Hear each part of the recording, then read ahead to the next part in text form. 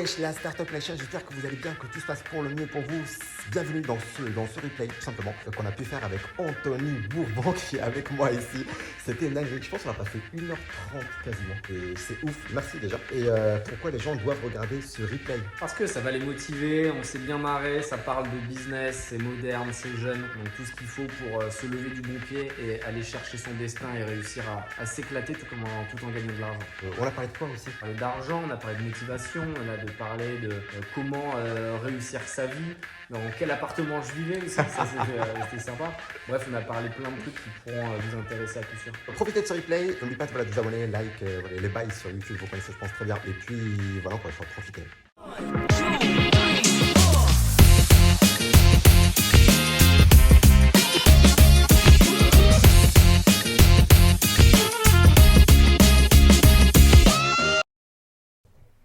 Et c'est parti, c'est parti, c'est parti. Bonsoir, bonsoir, bonsoir, bonsoir, ça fait plaisir.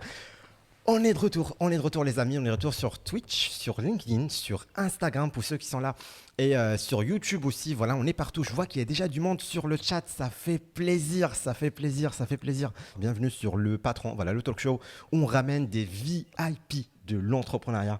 Aujourd'hui, on a un des grands VIP de l'écosystème. Ça te va ou c'est trop? Ah, ça, moi je prends tous les compliments, toujours. Ok, ça marche. Du coup, juste restez avec nous jusqu'au bout parce qu'il y a des trucs à gagner et tout. Vous allez voir, ça va être une dinguerie. Du début jusqu'à la fin, ça va être vraiment une dinguerie pour le coup. Alors, j'ai cherché un petit peu sur Internet pour voir comment on te décrit et j'ai trouvé pas mal de choses. Et du coup, je te dis ce que j'ai trouvé. Tu me dis, ça te va à chaque fois. Ça te va? Ouais. Ok, donc Anthony Bourbon, j'ai trouvé sur Twitter que tu es le Elon Musk français. Ouais, c'est trop. Non, là, pour le coup, c'est trop. Je m'assume pas. Je suis très en retard, mais je vais essayer de le rattraper. Ok, le mec qui a la dalle. Ouais, ça, ouais. Le roi de la branlette sur LinkedIn. Le roi de la branlette. Oui. Tu m'as fait peur au début. Ça, j'allais dire oui, pourquoi pas, mais sur LinkedIn, non, je suis pas d'accord. Ok. L'entrepreneur qui revient de loin.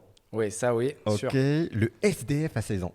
Ouais, ça c'est vrai. Ok. Action Man. J'ai trouvé ça, je pense, sur un magazine et tout, il y avait ça. Ouais. Il m'avait fait une couverture, j'ai la couve et tout encadré, il me l'a envoyé. Ouais, c'est vrai, Action Man. J'ai pas trop compris pourquoi, mais ouais, je prends, j'aime bien. J'avais le Action Man, moi, qui nageait quand j'étais petit. Et surtout, j'ai trouvé que t'es, à ce qui paraît, le mec qui sert à rien dans l'émission qui va être lancé sur M6. C'est vrai, ils ont dit ça. Bah, ils sont pas sympas. Hein. Parce que vous allez voir la nouvelle saison là qui arrive bientôt.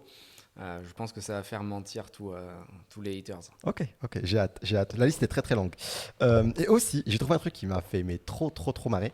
L'influenceur LinkedIn qui explique que même riche, il vit mieux avec sobriété dans un 30 mètres carrés sans canapé et qui joint une photo de son appart sur lequel on y voit 3000 € de matériel informatique. Ouais, c'est vrai, ça avait fait beaucoup parler parce qu'il y a encore pas si longtemps, j'étais dans un tout petit appart vraiment et j'avais montré mon setup pour montrer qu'au final, t'étais pas obligé d'être dans des énormes apparts pour être heureux. Et les gens, au lieu d'essayer de comprendre le message de fond en se disant bon, le mec, tu vois, il reste simple, il a pas de canapé, etc., ils avaient critiqué le fait que j'avais un méga écran, un bon clavier, une bonne souris, alors qu'en fait c'était mon setup de travail et que je fais des millions chaque année avec cet écran d'ordinateur. Donc si tu veux, si tu compares ce que les gens qui n'ont pas beaucoup d'argent s'achètent, des iPhones, des chaussures à 200 €, etc., je trouvais ça vraiment ridicule. Mais tu sais comment c'est sur Internet, les gens essaient toujours de trouver le petit truc pour se plaindre. Toujours. Et surtout, auteur du coup d'un bouquin qui s'appelle Forcez votre destin, qui est dispo sur toutes les bibliothèques. Voilà, je te fais la pub. C'est gentil. Après, on parle du chèque, après, c'est pas grave. Fondateur du coup de Feed, j'ai trouvé que c'est la nourriture du futur. Ça te va? Ça fait partie, je pense, de l'alimentation Okay. et de certaines évolutions qui vont avoir lieu. Moi, je différencie vraiment l'alimentation plaisir, quand tu as du temps avec tes amis, et l'alimentation fonctionnelle, quand tu as envie d'être efficace, que tu veux juste ta dose de protéines, de nutriments essentiels. Et je pense qu'il ne faut pas opposer les uns ou les autres, mais plutôt essayer d'assembler ces différentes briques de nutrition. Ok, et du coup, récent fondateur de Blast Club, le club d'investissement dans les startups dont on va parler aujourd'hui. Je pense qu'on va dire plein de choses sur ça. Et moi, la question que j'adore poser du coup, ta semaine, là on est mardi, est-ce que c'était plutôt startup ou au calme? Là, c'était très start-up. Là. Qu'est-ce que tu as fait? C'est rarement calme. Là, aujourd'hui, on a lancé justement la vente des adhésions Blast, donc le club d'investissement que je viens de lancer. Donc, on était à 7 heures avec toute l'équipe là juste à côté. Et au bout de 10 minutes, on avait tout vendu. Donc ça a cartonné, ça a fonctionné. Je suis vraiment très content d'avoir 500 personnes dans ce club qui vont pouvoir investir à mes côtés. Donc c'est toujours intense, mais il y a toujours aussi une pression. On voulait que la tech fonctionne bien. Il y a toutes ces personnes qui avaient envie de participer à l'aventure. Donc c'est assez intense. Mais j'ai la chance incroyable vraiment, et je le souhaite à tous ceux qui nous écoutent, d'avoir trouvé ce qui me plaît et qui en plus me fait vivre. On Donc va quand voir, tu as on va voir, trouvé on va ta voir tout ça. passion Il y et a le ton temps. kiff, c'est énorme. Il y a le temps, il y a le temps. Du coup, juste au programme d'aujourd'hui, on va découvrir déjà Anthony, la personne. On enchaîne du coup sur Blast Club. Qu'est-ce que c'est? Et avec le petit pitch qu'on fait d'habitude pour ceux qui ont l'habitude de regarder les lives. Ensuite, du coup, c'est votre tour de poser vos questions. Donc, vous aurez le temps, je pense, voilà, 30-40 minutes pour que vos questions sur le chat. On a chat et il y a beaucoup de messages. Merci déjà pour tout le monde. Et on va essayer de lire tout déjà. Et ensuite, la partie des pires anecdotes. J'ai hâte de découvrir tes anecdotes, même si tu n'as rien préparé, je sais. Et du coup, on conclut sur la minute mentorat, parce qu'on va mentorer quelqu'un aussi aujourd'hui. Voilà pour aujourd'hui. J'espère que vous êtes prêts. Voilà, je veux bien qu'on démarre. Ça serait après le premier jingle. C'est parti.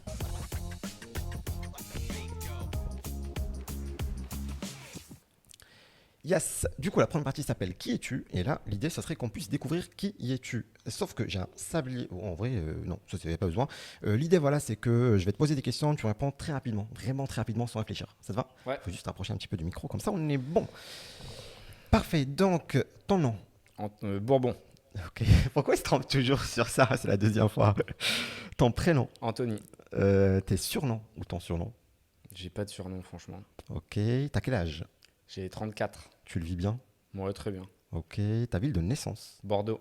Ta ville de résidence. Paris. Quelle langue tu parles? Français, anglais et un peu d'espagnol. Ok, tes origines. Français. Ta situation familiale. Célibataire. Enfin, pas célibataire, mais pas marié, quoi. Normal. Entre Je les sais pas deux. comment t'appelles ça. Ok. Ton école. Mon école, j'ai fait un lycée qui s'appelait Gustave Eiffel et après j'ai fait une fac de droit. Donc j'ai un double master, droit des affaires, droit immobilier. D'accord. Ta profession. Profession, c'est kiffer en start-up. Ok, ça va très bien. Tes passe-temps. Kiffer en start-up. Ok, boulot jusqu'au bout. Ouais. Ta plus grosse fierté. Ma plus grosse fierté, c'est de pouvoir avoir une équipe de personnes soudées autour de moi, qui bossent à mes côtés, qui gagnent beaucoup d'argent et avec qui je peux kiffer parce que je pense qu'être riche seul, ça n'a pas beaucoup d'intérêt. Mais si tu peux vraiment changer la vie des gens qui gravitent autour de toi et que tu sais d'où tu viens et que tu regardes le chemin accompli, ce matin, tu vois, c'est ce qu'on se disait avec des gens qui m'accompagnent depuis longtemps. C'est une vraie satisfaction de te dire, souviens-toi quand on galérait, qu'on mangeait des pâtes le soir et maintenant, regarde, on nique tout, on fait ce qu'on veut. Ok, ça me va très bien. La question que j'ai, c'est parce que les mecs un peu productifs, ils mettent ça un peu sur Instagram et autres. Est-ce que tu as une morning Routine. Tu voilà. l'as prononcé à la blédarde Je là. sais. Morning routine. Vas-y. Euh, Et du coup, et voilà, est-ce que tu as ta morning non, routine? j'ai pas de morning routine. Au contraire, moi je pense qu'il faut vraiment que les gens soient capables de s'écouter. Ouais. Donc si ça vous fait du bien d'avoir une morning routine, il faut le faire. Pour autant, si comme moi vous avez besoin de beaucoup dormir, moi je me lève pas avant 8h30. Tu vois, Ok. j'ai besoin de beaucoup dormir. Je me couche à minuit, je me lève à 8h30. Et le matin, je mange bien, je bois, mais tu vois, je vais pas faire du yoga, des câlins Ok, aux arbres. ok. Mais parce que moi, ça me correspond pas. Maintenant, si vous, ça vous fait du bien, il faut le faire. Mais c'est aussi important de savoir s'écouter. Il y a trop de gens qui te disent à 7h, tu dois travailler, machin, pour être efficace. Il y en a qui sont plus efficaces le soir, d'autres le matin, Ok, d'autres le donc midi. ça dépend des gens. Il y en a qui font le sport le soir, d'autres qui font le sport le matin. Franchement, il faut que vous le fassiez comme vous le sentez vous, quoi. Ok. Moi, j'ai la question la plus dure, c'est pour aujourd'hui. Pour Anthony, quand c'est la merde, c'est quoi ou qui le refuge? J'ai Mélanie qui m'accompagne depuis longtemps, qui était la première personne qui m'a fait confiance quand j'avais vraiment rien, j'étais pauvre, personne ne croyait en moi et elle m'a soutenu. Donc à chaque fois que j'ai des problèmes compliqués, on se parle, on s'appelle, mais on n'est pas du genre à se plaindre, c'est-à-dire qu'on s'appelle pour trouver des solutions, tu vois. Moi Ok, je déteste ok, j'aime bien. les pleurnicheries et compagnie. Ok. Alors, imagine que là, derrière la caméra, il y a Marc Simoncini, que tu connais très bien. Voilà. Voilà, que veux-tu lui dire? Marc, je lui passe le bonjour déjà. C'est un mec qui est très sympa sur Kevma. On a passé des bons moments ensemble. On aime bien se clasher aussi, tu vois, c'est le clash des générations, c'est normal. Mais du coup, là, il est en face. Il est en face là. Ouais, voilà. Bon, bah alors je t'embrasse Marc et bravo pour tout ce que tu as fait. C'est toujours intéressant d'avoir des modèles inspirants. Lui en plus c'est plutôt un mec qui s'est fait seul quand même. Donc je préfère toujours ce genre de personnes plutôt que des héritiers qui ont vécu dans le grand luxe, l'opulence. Ça enlève rien à leur mérite hein, s'ils ont réussi, mais j'ai toujours plus de facilité à m'identifier aux gens qui comme moi viennent plutôt d'en bas et n'auraient pas été censés réussir. Ok, ça me va. Du coup, les amis, on passe au pitch pour découvrir Blast Club après le jingle.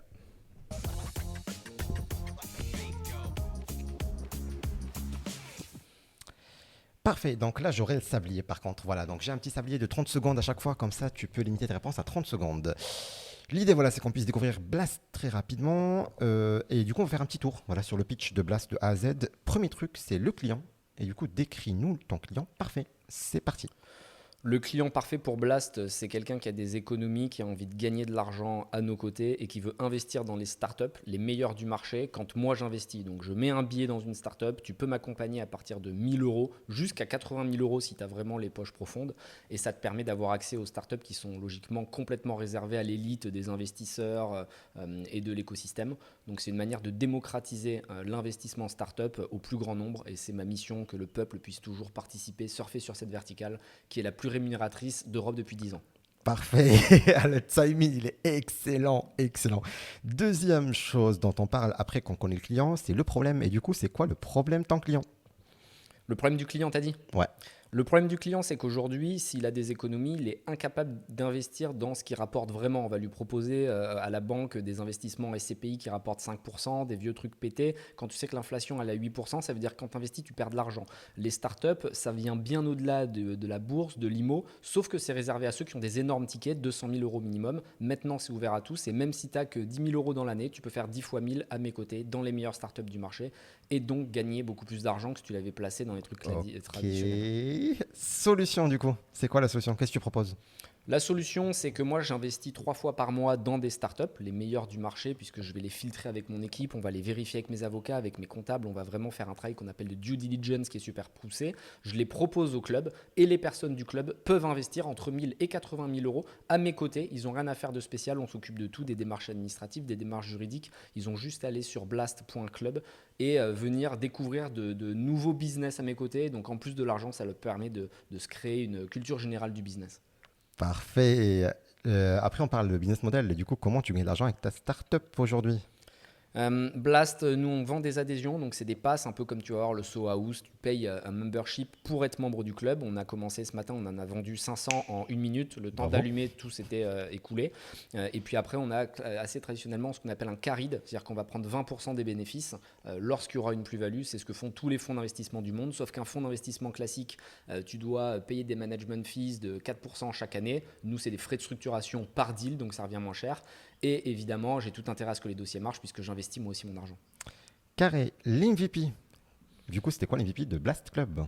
Bah là, c'est le produit qu'on a mis en ligne, blast.club. Ça cartonne, franchement, c'est hyper bien fait. L'UX, l'expérience utilisateur pour nous est très importante. En quelques clics, les gens doivent pouvoir réussir à investir à nos côtés.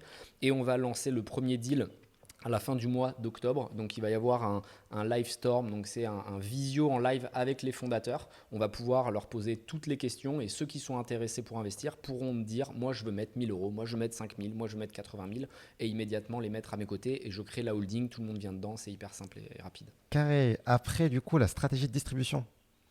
Stratégie de distribution, c'est très online, c'est très scalable, comme on dit dans les startups, parce qu'au final, tu as un pass digital qui te permet d'accéder à notre plateforme. Mais toi, du coup, c'est que comment tu as pu toucher tes clients aujourd'hui? La notoriété, tu vois, ça fait moi plus de 3-4 ans que je crée du contenu, que je parle d'investissement. J'ai déjà mis mon oseille dans 50 startups qui ont vraiment cartonné pour la plupart. Donc les gens savent que ça fonctionne, que je les choisis bien. Je suis aussi dans Qui veut être mon associé. J'ai écrit des bouquins, j'ai fait feed où j'ai levé 40 millions. Donc il y a cette crédibilité qui fait que les gens savent que j'ai accès au bon dossier et ils ont envie d'être avec moi à l'intérieur. Ça marche. Les coûts, combien ça coûtait le lancement de Blast Club? On a mis 500 000 euros avec mon cofondateur pour lancer, parce qu'il y avait beaucoup de tech. On a blockchainisé les cap tables, donc je rentrerai peut-être dans les détails tout à l'heure, mais c'est assez poussé. On a créé un marché secondaire de manière à ce que les gens puissent revendre leur participation à partir de début 2023. Donc on a vraiment fait un travail qui est puissant, le site est beau, la marque est belle. On a vraiment créé une UX, encore une fois, qui est ultra pertinente et moderne, contrairement à tout ce qu'on pouvait trouver aujourd'hui dans les clubs d'investissement traditionnels. Donc impatient de vous montrer tout ça, vous pouvez aller voir sur blast.club. Yes, on enchaîne du coup sur le founder. Pourquoi Anthony et son associé du coup et pas quelqu'un d'autre? Je pense que c'est très important d'avoir une crédibilité, une légitimité et pas de se dire je vais lancer un projet parce que je vais y gagner de l'argent. Avant tout, c'est de la passion et moi, ça fait 5 ans que je le fais par pur kiff d'investir dans des startups. Le week-end, j'y passais tout mon temps, j'ai rencontré les fondateurs et c'est pour ça qu'aujourd'hui, j'ai accès aux meilleurs dossiers parce que les entrepreneurs ont envie que je les aide, parce qu'ils savent que j'ai accompagné 50 autres personnes et qu'on l'a bien fait. Donc du coup, il y a vraiment cette crédibilité, cette légitimité. Samuel, mon cofondeur, c'est un financier qui est conseiller en investissement financier et qui a fait les études pour, donc c'est vraiment le match parfait. Parfait. Et du coup, j'imagine qu'il y a des concurrents. Qui sont vos concurrents? Nos principaux concurrents, c'est au final, mais ça n'est pas vraiment des fonds d'investissement, mais eux, ils arrivent un peu plus tard, c'est-à-dire qu'ils vont investir des gros tickets de 2, 3, 10, 100 millions, quand nous, on est plutôt entre 500 000 et 1,5 million. Et puis après, tu as les plateformes de crowdfunding, mais là, au final, c'est plutôt, tu achètes un savon en précommande pour participer potentiellement à une aventure, mais c'est des dossiers qui, généralement, à 95% du temps, sont pourris et que personne ne veut. Et donc, du coup, ils vont se financer sur des trucs de crowdfunding, mais honnêtement, vous gagnerez, je pense, assez difficilement de l'argent sur ces trucs-là. Ok, l'unfair advantage. Qu'est-ce qui vous différencie par rapport à vos concurrents? Là, justement, c'est le réseau qu'on a créé depuis 5 ans. C'est-à-dire que moi, j'ai accès à tous les dossiers de l'écosystème. Je peux trouver de l'argent extrêmement vite. On a les réseaux sociaux qui sont puissants. Donc, quand on fait un post, les gens nous écoutent. Ils nous font confiance aussi parce qu'ils savent que je suis à la télé, j'écris des livres, j'ai mes boîtes où on a, on a Pepsi au capital, etc. Je ne vais pas me barrer avec l'oseille à Dubaï, quoi, tu vois. Donc, ça rassure les gens. Et ça nous permet vraiment, encore une fois, de distribuer à la fois des potentiels de business, mais aussi de donner de la culture, d'expliquer comment on va benchmarker une boîte, comment on va rencontrer les fondateurs. Ça marche. C'est trop bien le sablier en Ouais, vrai. C'est stylé. C'est stylé de ouf. On enchaîne. Il reste 2 questions. Donc la première, c'est le premier recrutement. Qui a été le premier recrutement chez Blast hors associé? Ouais, c'est quelqu'un à la communication. Communication, c'est super important. Et puis les devs. On a pris des devs et de la com. Donc on a 2-3 devs en interne et quelqu'un à la com qui nous aide parce qu'il y a beaucoup de postes et on pense vraiment que pour réussir un business aujourd'hui, il faut apporter plus que juste un gain financier. Il faut aussi réussir à éduquer, à donner du contenu de manière à ce que même les gens qui n'ont pas les moyens de faire partie du club aient envie de le faire et que dans 2, 3, 4 ans, quand ils auront économisé, ils pourront investir avec nous. Ok, la dernière question, c'est par rapport au futur. Du coup, comment tu vois le futur de Blast aujourd'hui? Je pense que ça va être très gros, en toute humilité, parce que quand je vois qu'avec 500 personnes, juste en 1 minute qu'on a eu ce matin, on peut déjà déployer 30 millions d'euros par an. Je pense qu'on sera 5000 membres dès 2023. Donc on va pouvoir dépenser, enfin pas dépenser, mais investir des sommes, plus de 100, 150 millions chaque année, ce qui représente un fonds de 800 millions, 900 millions, puisque c'est des fonds qui se déploient en général sur 5-6 ans. Donc ouais, ça va être colossal et je pense que ça va révolutionner la manière dont les startups sont financées en France. Carré, carré, franchement, bravo. Oh. Bravo, bravo. Oui, j'ai des applaudissements, c'est stylé. C'est stylé. Yes, on va répondre à toutes les questions parce que là, ce serait bien qu'on passe aux questions. Mais avant, je veux juste quand même remercier le partenaire de cette émission qui est du coup Factory Club. Tu connais ou pas? Non. Ah, bah ça serait Mais l'occasion, ça serait je les l'occasion embrasse, du coup. évidemment. Ce serait l'occasion du coup. Factory Club, les amis, c'est une plateforme qui permet tout simplement de suivre votre progression en tant qu'entrepreneur et de composer votre dossier pour par la suite postuler chez leur partenaire bancaire pour avoir des prêts bancaires pour financer vos projets. Donc c'est ça un petit peu l'objectif, c'est ça ce qu'ils font. Et ils ont aussi un réseau d'investisseurs sportifs pour investir du coup dans les startups. Voilà, Factory, merci aussi. Et puis je pense pour nous, ça serait l'occasion enfin à passer à ce que j'adore faire le plus après toutes ces découvertes, répondre aux questions. Et ça serait après le jingle.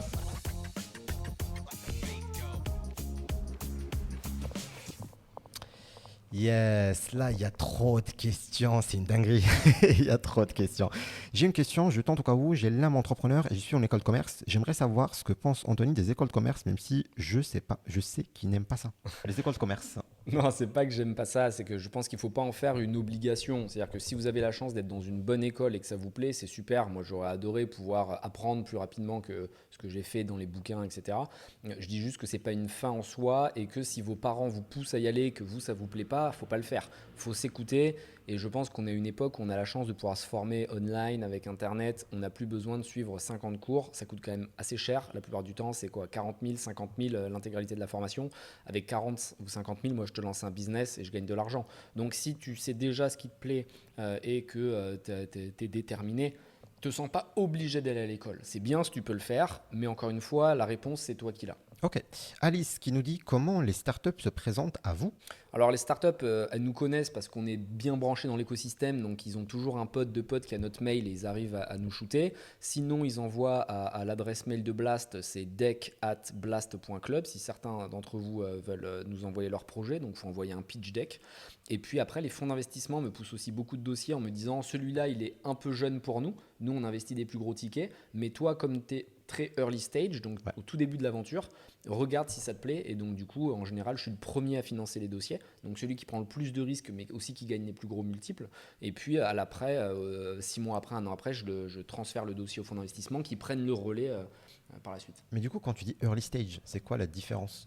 Early stage, c'est vraiment, tu viens de créer ta boîte, tu fais pas beaucoup de chiffre d'affaires, même parfois pas du tout, et tu as besoin de 500 000 euros pour te lancer, tu as une bonne idée, tu montres que tu es quelqu'un de smart, qui va vite, et nous, on va croire en toi, on va parier sur toi, et ça te permet de te lancer, d'avoir tes premiers chiffres, tes premières métriques, et là, une fois que tu as des chiffres, tu peux aller voir des investisseurs, et on va dire professionnels qui sont des VC, qui ont des gros fonds de 200, 300 millions, et là, ils vont te mettre 10 bars sur la table pour que tu puisses passer à l'étape d'après. Ok, il y a Hugo qui nous dit sur quels critères vous choisissez les startups. La qualité des fondateurs, fondatrices, leur capacité d'apprentissage, est-ce que ça percute, tu vois, quand je dis ça percute, c'est pas une question d'études, c'est une question de cerveau, tu vois, il faut que ça aille vite. 2, la taille du marché, il faut que le marché qu'ils adressent il soit énorme et scalable. C'est-à-dire que si tu viens me vendre un truc où tu as besoin d'humains à chaque fois que tu fais plus de chiffres, ça m'intéresse pas. Je veux qu'il y ait de la tech de manière à ce qu'on puisse démultiplier le chiffre d'affaires et qu'on puisse faire 1 million l'année 1, 10 millions l'année 2, 25 l'année 3 et que ça parte après à 100 millions, 300 millions. Donc je veux pas un truc d'agence, quoi, par exemple. Ok, et les projets industriels, ça passe ou pas? Ouais, ça dépend de l'industrie. C'est en train de revenir à la mode, là, Vas-y. l'industrie, surtout en France. Donc, si c'est vraiment des business d'avenir et que ça peut exploser, oui, le problème de l'industrie, c'est que ça demande beaucoup de frais au début de structuration. Et donc, pendant 4-5 ans, tu ne gagnes pas un euro.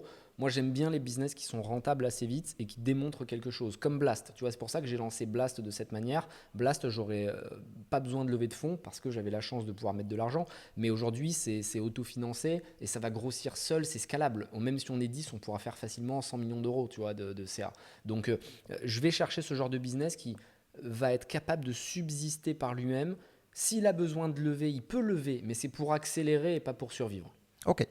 David qui nous dit combien de temps faudra-t-il à la Team Blast pour étudier mon dossier et m'envoyer une réponse? Ouais, là, alors pour vous dire, on a 300 dossiers par semaine. Donc là, on est dans le jus. On faisait le lancement en plus ce matin. Donc on n'a pas le temps de répondre à tous les mails et on ne veut pas mettre un truc automatique en mode donc on essaie de prendre le temps, mais franchement, c'est chaud. Donc renvoyer régulièrement et on va essayer de regarder. Là, on a déjà 2-3 très bons dossiers pour le début du club, mais à partir de décembre, on va pouvoir investir dans de nouveaux trucs, donc Ok. n'hésitez pas. Luplex qui nous dit on te voit souvent dans un air archi déterminé, envie de tout casser tous les jours. Est-ce que c'est fait exprès pour bâtir ton personal branding? Est-ce qu'aujourd'hui tu conseillerais dès le début de la construction d'un projet de construire ce personal branding? Alors clairement, il faut faire du personal branding dès le début, mais quand je dis personal branding, les gens pensent que c'est faux, tu vois, que c'est fake. Mais si tu veux faire un bon branding personnel, il faut absolument qu'il soit authentique et qu'il te ressemble. C'est-à-dire que moi, ce côté un peu bourrin, les gens qui me connaissent en perso savent que je suis vraiment comme ça. Et c'est pas surjoué, c'est ma manière d'être. Donc tu vas forcément cliver. Il y a des gens qui vont t'aimer, d'autres qui vont te détester. Mais c'est pas grave parce que ceux qui vont t'aimer, ils vont t'aimer pour ce que tu es vraiment. Ouais. Et donc dans le temps, tu vas pas paraître faux. Je pense que l'humain aujourd'hui est habitué au mensonge, entre autres grâce aux hommes politiques ou aux femmes politiques qui nous ont tellement menti que maintenant, même quand ils parlent, tu sais, tu vois, si c'est Ouais. du marketing ou pas. Et donc un entrepreneur qui veut réussir, qui veut créer une communauté forte, il a besoin absolument de passer un message, de raconter une histoire qui est vraie. Et plus tu es vrai, plus tu crées des barrières avec les autres, parce que si quelqu'un veut te copier et s'approprier ton histoire, il le fera moins bien que toi. Ok. Baba qui nous dit une super question d'ailleurs, merci beaucoup. Voilà, on va essayer de prendre le maximum, n'hésitez pas. Nous, voilà, on va essayer. Voilà, on va essayer. Je vois qu'il y a trop de questions, c'est pour ça que je dis ça. Quel conseil donnerais-tu du coup à une personne dont la famille n'encourage pas la démarche entrepreneuriale? Donc toi, tu as envie d'entreprendre, ta famille non. Qu'est-ce que tu dis à quelqu'un comme ça? C'est assez fréquent malheureusement parce que les proches vont avoir tendance à vouloir vous garder auprès d'eux dans leur zone de confort, non pas parce qu'ils veulent pas que vous réussissiez, mais parce qu'ils vous aiment et donc ils veulent vous garder auprès d'eux. Il faut être capable de s'extraire de cette condition initiale, quitte à froisser des gens, quitte à parfois nuire un petit peu à la relation sur le moment précis. Il faut s'écouter, encore une fois, c'est vous qui avez vos réponses, donc il faut être égoïste, il ne faut pas écouter les parents, il ne faut pas écouter la conseillère d'orientation. Si vous avez envie de vous lancer, soyez indépendant financièrement, comme ça vous êtes plus tenu par la laisse par vos parents ou vos proches. Il vaut mieux vivre dans un tout petit studio partagé avec un pote, mais au moins faire ce que vous voulez, plutôt que d'être dans le grand appartement familial, mais d'être dépendant des parents qui décident du coup pour vous de ce que vous devez faire. Ok, et salut des coups à ma mère, je pense, qui regarde ce live. Yes. Yogram, une super question. Il nous dit, je sais pas si on la voit, yes, Anto, est-ce que tu pousses à la salle? Tes biceps ont l'air plus grands. Je me suis remis au sport là, c'est vrai, il a l'œil parce que Ok, ok. là vous allez voir dans 6 mois ça va être sévère. Ok, ça marche. Attends, le pseudo, j'arrive pas à lire. Quand est-ce qu'on va voir un meet-up entre les membres de Blast? Super question. Ouais, on va essayer d'organiser ça. Là déjà pour tous les membres, on va faire un live tous ensemble dans les jours qui arrivent. Et on va essayer de faire des lives. On en a fait quelques-uns déjà avec Samuel, pas avec l'équipe, mais avec Samuel. Donc vous pouvez les retrouver sur mon Insta. Et on va essayer de le faire très fréquemment, une fois par mois. Tu vois, je vais essayer de parler de l'actualité, ce qui s'est passé, mon analyse du business. Aujourd'hui, il y a beaucoup de mouvements dans l'écosystème startup, ou même d'un point de vue macroéconomique, Ouais. au niveau économique, au niveau business, financier. Donc ouais, je vais essayer de le faire régulièrement. Aujourd'hui, tu es suivi par pas mal de web entrepreneurs, si je peux dire, qui montent du coup des business par-ci par-là. Et souvent, ça finit à Bali, en Estonie, où c'est des endroits encore plus intéressants pour lancer ce type de business. Pourquoi, Anthony, toujours en France? Parce que je pense que c'est important, en tout cas pour moi, tu vois, chacun après a ses valeurs et fait ses choix, d'être proche de la communauté et les gens que je conseille, les gens à qui j'essaie de donner de la motivation, de l'ambition et une énergie, j'ai besoin d'être proche d'eux. Et donc du coup, je me verrais pas, tu vois, être dans un autre pays au quotidien et après venir faire semblant en France. Encore une fois, moi je juge personne et chacun fait ce qu'il veut. Moi, là, je viens quand même de l'école publique. Tu vois, là, j'ai eu la chance de pouvoir aller étudier gratuitement à la fac, etc. Donc en vrai, ça me dérange pas trop de payer mes impôts, même si, comme tout le monde, je vais optimiser. C'est-à-dire que tu vois, si je peux passer un truc par ma holding plutôt que me prendre 34% de flat tax dans la tronche, je vais le faire. Mais pour le moment, j'aime bien la France. Je trouve qu'on a quand même une qualité de vie qui est forte. Et j'essaie de montrer que n'importe qui peut faire quelque chose de sympa. Tu vois. Et aujourd'hui, quelle que soit ton origine en France, tu peux réussir à t'extraire. Et donc, pour ça, je suis reconnaissant. Ok, Zizboss qui nous dit, Anthony peut-il préciser concernant l'intégration de la blockchain dans le projet et l'intérêt? Pourquoi la blockchain? Ouais, très bonne question. Il y a beaucoup de projets blockchain qui surfent dessus, mais tu vois, sans intérêt. Nous, pourquoi on a blockchainisé la Captable? La Captable, c'est en gros la table de capitalisation de ta holding. Nous, on va créer ce qu'on appelle un SPV, Special Purpose Vehicle. Donc, c'est une société qui va détenir tous les actionnaires qui veulent participer autour de table. Admettons, il y a 500 membres du Blast Club. Il y en a 250 qui veulent investir dans une startup que je présente. Ça fait 250 lignes. Et si on avait fait une holding classique, si un des membres voulait revendre ses parts à un autre membre, il aurait fallu passer par des avocats qui confirmaient que c'était bien Anthony Bourbon qui te vendait à toi. Il fallait signer ce qu'on appelle un CERFA, donc c'est des documents, des contrats. Là, en fait, comme on a tout blockchainisé, il peut y avoir des échanges automatiques entre les membres et la blockchain s'assure d'identifier grâce à des KYC, des Know Your Customer, donc on va te demander de prendre en photo avec ta carte d'identité que moi je suis bien Anthony Bourbon, et si je te vends mes parts, automatiquement nos dashboards vont se mettre à jour, et moi je serai informé en tant que président du SPV qu'il y a eu des mouvements, et il peut y en avoir 200 dans la journée, ça va très vite et c'est hyper pratique. Ok, merci Yagram pour ton message qui est archi sympa. Alors j'enchaîne. Il y a pas mal de questions. Parler du meet-up. Qu'est-ce qu'il y avait? Qu'est-ce que tu penses aujourd'hui du métaverse et du Web3? Une question de Ezecus qui est de retour. Ça fait plaisir. Je pense que le Web3 c'est un outil incroyable et que ça va être amené à se développer dans les prochaines années. Je pense aussi que ce petit nettoyage là depuis quelques mois fait du bien parce qu'il y a trop de projets à mon sens qui n'avaient pas de fondamentaux. Les NFT, j'y crois beaucoup dans le sens où, tu vois, dans le contractuel, nous c'est un peu ce qu'on fait même si on n'utilise pas la techno NFT, le droit de propriété, le droit de contrat, je trouve ça génial. Maintenant, je ne crois pas du tout aux NFT communautaires où tu as un hibou, un singe, un truc. Ça pour moi, c'est la hype du début, tu vois, mais ça apporte pas grand-chose. Par contre, j'ai investi dans plusieurs startups comme Starton qui propose un outil Web3 pour les devs 2.0 qui veulent aller dans le 3.0 et qui peuvent aller piocher dans une librairie de smart contracts, etc. Ça, je trouve ça cool. Mais j'aime l'outil. Et évidemment que le Web3, la preuve avec Blast, ça va révolutionner plein de business, plein de verticales, les automatiser, les sécuriser. Donc à fond dans le Web3, mais pas dans la partie hype, tu vois, des NFT communautaires. Ok, une question d'Alix. Pourquoi devrais-je lire Forcer votre destin? Allez, c'est l'instant de pub. Ouais, c'est sympa, merci. Bah déjà parce que c'est moi qui l'écris que tu vas me faire gagner de l'argent. Donc ça, c'est une très bonne raison. Je rigole parce qu'en plus, la plupart de ce que je gagne, je le reverse à des associations. Mais c'était un livre où je voulais expliquer mon histoire et d'où je venais réellement, sans filtre. Non pas pour raconter ma vie, parce que franchement, je m'en fous. Et ceux qui me suivent savent qu'il y a 2 ans, j'avais même pas Instagram. Donc j'ai fait Instagram vraiment pour partager le message et pas pour des raisons perso. Tu vois, je montre jamais de trucs perso. Mais parce que j'ai envie que les gens qui aujourd'hui sont dans la galère, sont dans une situation très compliquée, me voient et se disent si lui il l'a fait, je peux le faire aussi parce que tu vois, j'ai rien d'incroyable, je suis pas plus intelligent qu'un autre, je suis pas plus beau qu'un autre, je suis genre juste un mec normal mais déterminé, qui est chaud. Et donc ce livre, c'est un peu la manière de le raconter, de donner les conseils. Et en gros, je me suis dit qu'est-ce que j'aurais aimé savoir quand j'avais 20 ans et que j'ai commencé. Ben, si j'avais lu ce bouquin, franchement, je pense que j'aurais gagné du temps et j'aurais évité pas mal d'erreurs. Donc c'est ce que j'ai essayé de faire. Ok, une question de Luplex. Comment tu as réussi à lever ton premier fonds, sachant qu'il y a certains investisseurs regardent l'école que tu as faite avant? Ouais, alors c'est le problème des fonds classiques. Ils viennent la plupart du temps de grandes écoles, donc ils ont fait des HEC, des polytechniques, et ils vont assez logiquement, quasiment j'ai envie de dire, investir chez des gens qui leur ressemblent parce que ça les rassure. Je prends toujours cet exemple, si tu es dans un pays étranger, que tu es le seul blanc qui parle français dans un bus, et que tu vois un autre blanc au fond du bus, tu vas avoir tendance à lui parler parce que tu sais que vous avez des repères communs, tu vas être rassuré, tu vas avoir envie de manger la même chose, tu vois, tu as Ouais. la même expérience et donc tu te rapproches toujours dans la vie de celui qui te ressemble. C'est malheureux, mais c'est comme ça, c'est humain. Tu es à Paris et tu as un maillot de Marseille, tu vois un autre Marseillais, tu vas aller voir le Bah oui, Marseillais, c'est tu vois, sûr, c'est comme c'est ça. sûr. Et donc du coup, ils vont faire la même chose en tant qu'investisseurs. Et le problème, c'est que les classes d'en dessous, les personnes de sexe différents, de couleurs différentes, de religions différentes, de culture ou de formations différentes, ne sont pas représentés dans l'écosystème. Et c'est pour ça qu'avec Blast, moi j'ai envie, tu vois, de toucher un maximum de gens, de pouvoir investir à la fois chez des gens qui ont fait Ok. HEC et Polytechnique, mais aussi chez des gens qui n'ont pas fait Et d'études. t'as pas répondu à ta question. Et du coup, comment j'ai fait? T'as raison, je divague souvent, Ouais, faut je pas hésiter sais. à me recadrer. Et ben, j'y étais avec, tu vois, une détermination sans faille et j'ai essayé de mettre de l'émotion.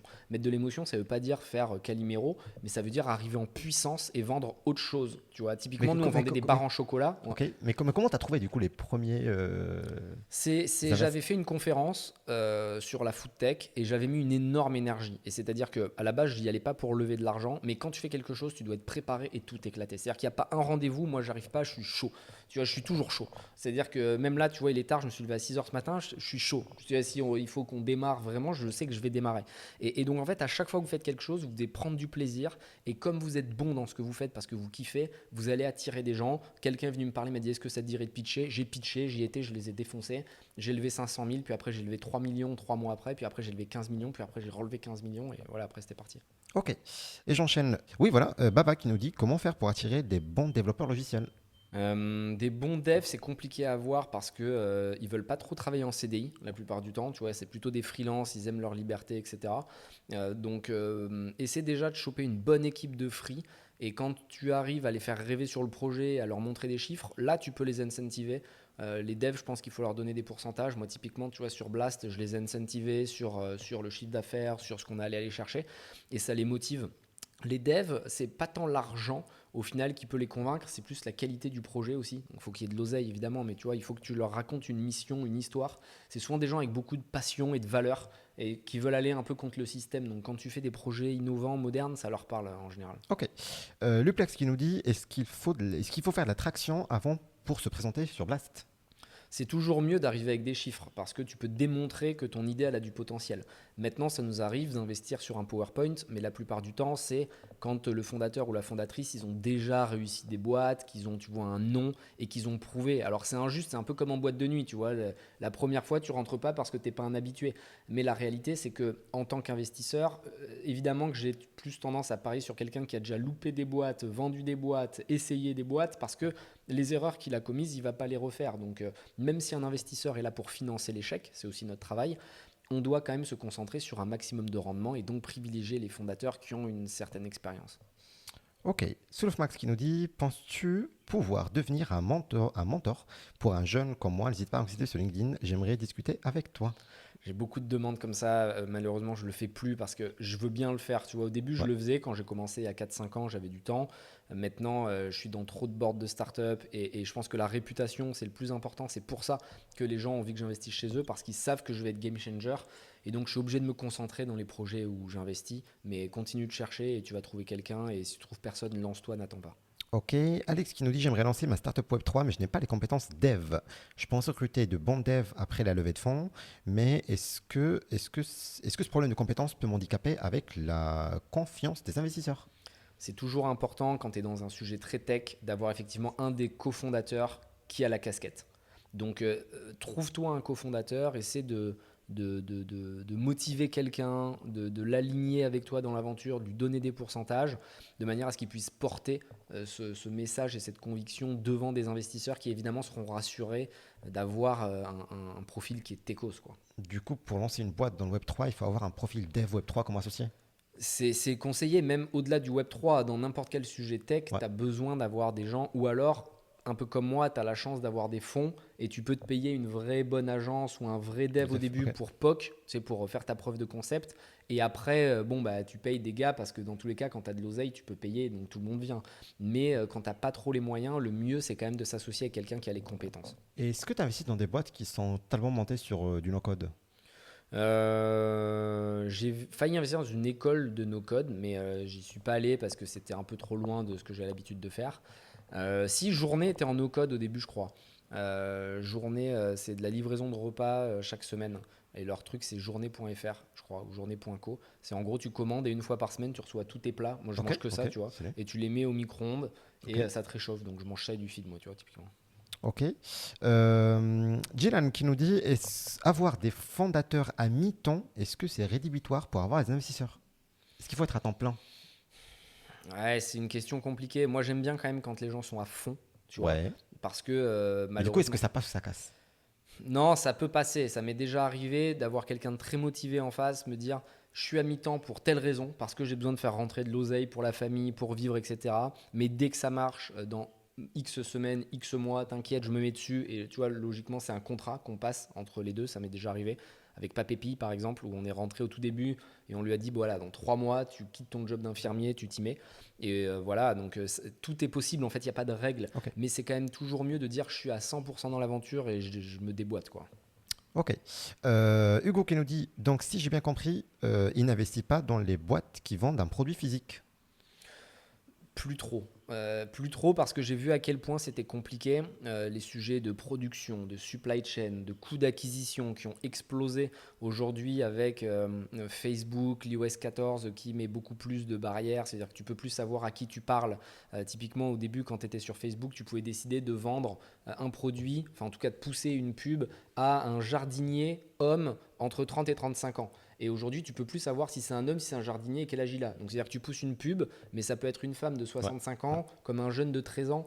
Et donc, du coup, tu es beaucoup moins targeté, beaucoup moins ciblé. Et évidemment, les coûts d'acquisition ont explosé. Donc, je vous déconseille, même si encore une fois, il n'y a pas de règle, d'aller dans le produit, ce qu'on appelle le D2C aujourd'hui, parce que c'est très compliqué. Si tu n'as pas levé beaucoup d'argent, comme Ok, nous chez c'est Feed, chaud. tu as du mal à t'en sortir. Ok, Dave qui nous dit, quel est le prochain rendez-vous pour adhérer au Blast Club, pour ceux qui ont raté le sold out de ce matin? Ouais, navré d'ailleurs, il y en a beaucoup qui ont envoyé des messages qui étaient vénères. Ils me disent j'étais devant, c'est vrai qu'à 9h30 tu te connectais, il y avait 800 personnes devant toi, donc c'était un peu rageant. Mais la technique, c'est de vous inscrire tout de suite sur la liste d'attente des passes que vous voulez. Et tous ceux qui sont inscrits avant ce soir ou avant demain, je ne sais plus, seront automatiquement prioritaires lors du prochain drop. Donc vous aurez une place au prochain drop parce qu'on sait que vous avez loupé celle d'aujourd'hui. Donc inscrivez-vous dès maintenant parce que ceux qui seront inscrits après, bon, ben, eux, on les mettra dans une deuxième liste, entre guillemets. Ok, Baba qui nous dit, après combien d'années faut-il mettre fin à une startup qui ne décolle pas? Ça, c'est dur encore, hein. Il n'y a pas vraiment de règles, mais il faut bien être capable de discerner la détermination et la résilience versus l'obstination qui sert à rien. Tu vois, et là, c'est toujours très dur parce qu'il y a 10 exemples de startups ou 100 exemples de startups qui étaient à deux doigts de la mort, qui ont réussi à pivoter, qui ont marché, qui se sont vendus, qui ont cartonné. Et puis il y en a aussi beaucoup qui ont essayé de continuer pendant 6, 7, 8 ans et qui n'ont jamais réussi. Donc je pense que vous avez la réponse au fond de vous. Si vous voyez des signes tangibles de traction, continuez à y croire. Si vraiment vous voyez que vous êtes seul et que personne ne veut de votre produit, remettez-vous en question. Et la meilleure manière, c'est d'aller se confronter au marché. Le marché a toujours raison. Donc il y a un moment, si les gens ils n'ont pas envie d'acheter votre produit ou d'acheter votre solution, arrêtez ou pivotez. La vie est longue, vous pouvez tenter plein de fois des trucs différents. Ok, Luplex qui nous dit: ce matin, j'ai eu un échange avec mes collègues alternants. Je les ai présentés les barfeed. Bien que j'ai énuméré les bénéfices et montré le site, ils restent perplexes et dubitatifs qu'une barre égale un repas. Qu'est-ce que tu dirais? Ouais, je comprends parce qu'on est en France et c'est assez nouveau en fait. Aux États-Unis ou dans les pays du Nord, ça fait 10 ans qu'on mange des repas complets en bar, en poudre, en boisson. Ici, c'est nouveau et on a l'impression en France qu'il faut vraiment faire entrée, plat, dessert pour avoir tous tes besoins. Alors qu'en réalité, un repas, c'est quoi? C'est des macros et des micronutriments. Donc des protéines, des lipides, des glucides, des fibres, des vitamines, des minéraux et des oligo-éléments. À partir du moment où tu condenses tout ça dans une barre ou dans une boisson, tu as tout ce dont tu as besoin et surtout, tu n'as pas faim parce que tu as un index glycémique très bas, ce qui va te permettre de répartir les nutriments pendant de longues heures. Typiquement, là, moi, tu vois, je me suis remis en mode sport, je bouffe beaucoup de feed et ça me permet d'aller chercher des briques de nutrition et de compter les calories que je vais avoir, le nombre de grammes de protéines, etc. Donc, c'est hyper pratique pour les personnes qui sont, on va dire, pragmatiques, quoi. Ok, tu as répondu à ma question. Est-ce que tu bouffes du feed toi-même? Ah ouais, Du ben coup, là, oui. ouais. Ça marche. Alors, Zizbos qui nous dit: as-tu des conseils pour trouver un ou des cofondateurs? Là, c'est un vrai sujet qui se pose. Déjà, il faut être capable de donner de l'émotion et de faire kiffer les gens, tu vois, parce que c'est en étant passionné par un sujet que les gens vont se dire waouh, j'ai envie de suivre cette personne. Moi, tu vois, quand j'ai commencé avec Feed et que j'allais pitcher des investisseurs, je leur disais pas je vais vendre des repas complets. Je leur disais je vais faire une révolution et je vais montrer à la jeunesse qu'avec la méritocratie, tout le monde peut réussir. Et la méritocratie, c'est quoi la base? C'est de pouvoir faire ce que tu veux. Et pour pouvoir faire ce que tu veux, il faut de l'énergie. Si tu veux de l'énergie, il faut bien dormir, il faut bien manger. C'est cher de bien manger. Et ben, on va leur faire une solution qui va leur permettre d'avoir la patate au quotidien. Mais tu risques pas de faire trop, d'exagérer au bout d'un moment? Non, parce qu'en vrai, quand c'est lié à ton histoire, moi typiquement, tu vois, que je raconte, toi, j'étais dans la rue quand j'avais 16 ans, j'ai été confronté à la faim, je savais pas comment manger, j'ai été interpellé parce que je me suis dit, je suis quand même dans la 5e puissance mondiale. Bon, maintenant, il est passé 6e, mais je suis dans un des 5 top pays mondiaux et je sais pas quoi manger.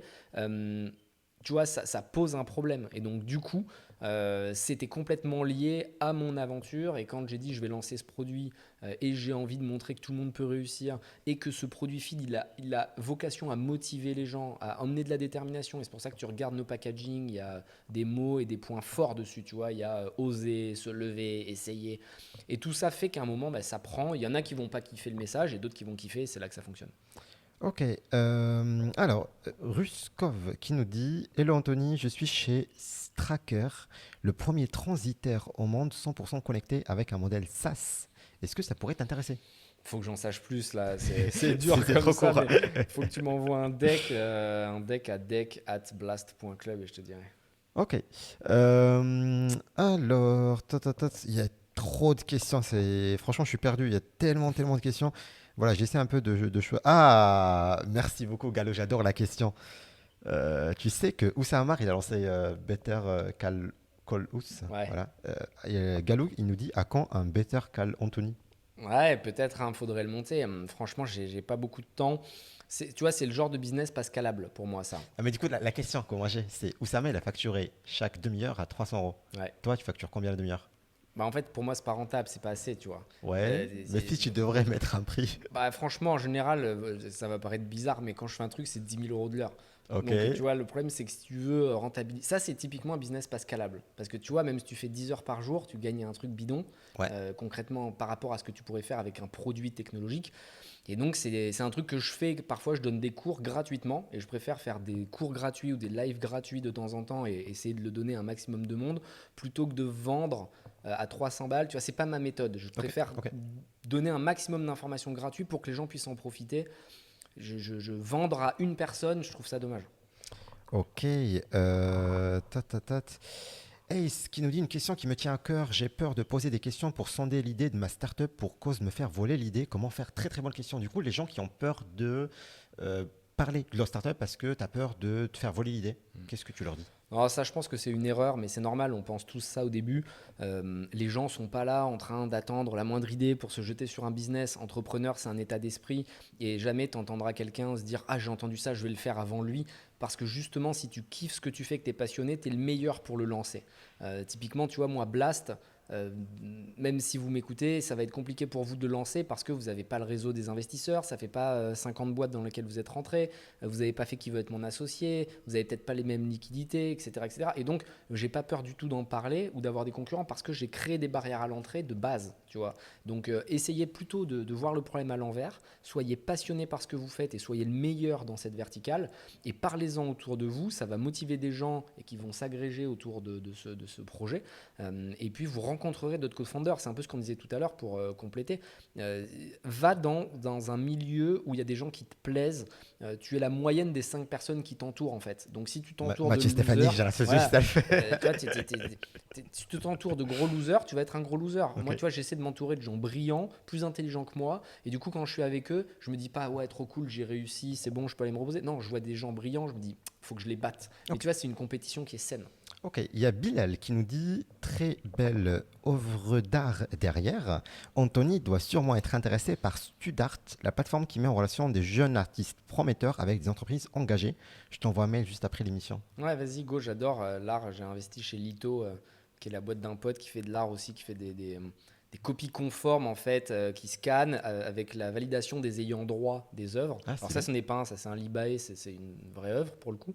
Mais Lito, vous irez voir, c'est une nouvelle techno qui est exceptionnelle. Tu peux acheter en Ok, gros un Picasso à 3 000 euros, mais qui est validé par la famille ça Picasso, c'est quoi, ouf. tu vois, ou Ça c'est tous les ouf. plus grands artistes. Ça c'est ouf. Et du coup, c'est Bilal et la boîte s'appelle Studart. Ok. Simbocop, à quand une conférence à Station F? Écoute, j'en ai déjà donné une, plusieurs même. La dernière, c'était avec Olivier Roustin. C'était Au pour les Fighters, au Fighters Day ou un truc comme ça. exactement. Et était très sympa ce mec d'ailleurs, Olivier Roustin. Là, belle histoire, tu Ouais. vois. Typiquement, le mec, il est pas censé réussir, mais il y va, il est chaud. Donc j'aime beaucoup ce genre de profil. Station F, évidemment, c'est une énergie. Moi, j'ai investi dans plein de boîtes qui sont chez Station F ou que j'ai rencontrées chez Station F. Et j'aime beaucoup cette création. Après, attention à pas non plus perdre trop de temps à aller prendre des cafés. Chaque fois que j'y vais, je vois les gens qui parlent, tu sais, au lieu de travailler. Donc il faut aussi rester focus et penser à délivrer. Ok, on a une question de Knowledge Challenge qui nous dit Hello, j'ai 16 ans. J'ai décidé de créer une appli pour aider les gens à gérer leur temps et pour travailler mon personal branding. Je publie tout mon parcours de travail sur TikTok, Knowledge Challenge. Bah, du coup, pub gratuite. Est-ce que c'est trop en faire? Je devrais limiter les infos. Non, c'est cool, donne. Il faut donner. Après, pas donner des trucs confidentiels, évidemment, mais je pense qu'aujourd'hui, plus tu es transparent sur ton business, plus les gens ont envie de te suivre, plus ils te font confiance, plus tu es légitime, plus tu es crédible. Donc, donne un max d'infos. C'est Gary Vee, hein, dans son livre, qu'il explique que tu donnes, tu donnes, tu donnes, et à un moment, c'est toi qui prends. Tu vois, et typiquement, quand tu donnes beaucoup d'informations, comme moi avec les startups, je vais faire des recommandations, je vais donner des conseils, je vais expliquer comment je trouve des deals. Ben, à un moment, quand je propose à quelqu'un de venir dans le Blast Club, il est content de venir parce que je lui ai donné beaucoup de contenu et il a l'impression de me renvoyer l'ascenseur et en plus il sait que je vais bien faire le taf, donc c'est une très bonne idée, continue comme ça, crée un max de contenu. Ok, on a une super question de Clark et merci d'ailleurs. Comment ça se calcule la valo d'une société? Bon, ça n'a pas de raisonnement mathématique, hein, surtout au Ouais. début quand tu es très early stage, donc au tout début de la boîte, il n'y a pas de chiffres. Donc en fait, tu achètes l'avenir. C'est-à-dire que tu n'achètes pas les performances du passé, tu achètes l'avenir et tu te dis, espérons que cette boîte réussira à faire 5 millions d'euros de chiffre d'affaires. Bon, on multiplie par 3, tu mets un multiple, ça dépend des verticales. Tu as des verticales où tu vas multiplier par 2 ton chiffre d'affaires, d'autres où tu vas le multiplier par 20 si c'est du SaaS Mais comment ou s'il y a de c'est l'ARR. si c'est... Ça dépend de la techno, c'est-à-dire que typiquement, si tu es une marque comme Feed, bon, nous on était très bien valorisé, on était à x6 du chiffre d'affaires. Donc quand on faisait 10 millions, on allait 60 millions par exemple.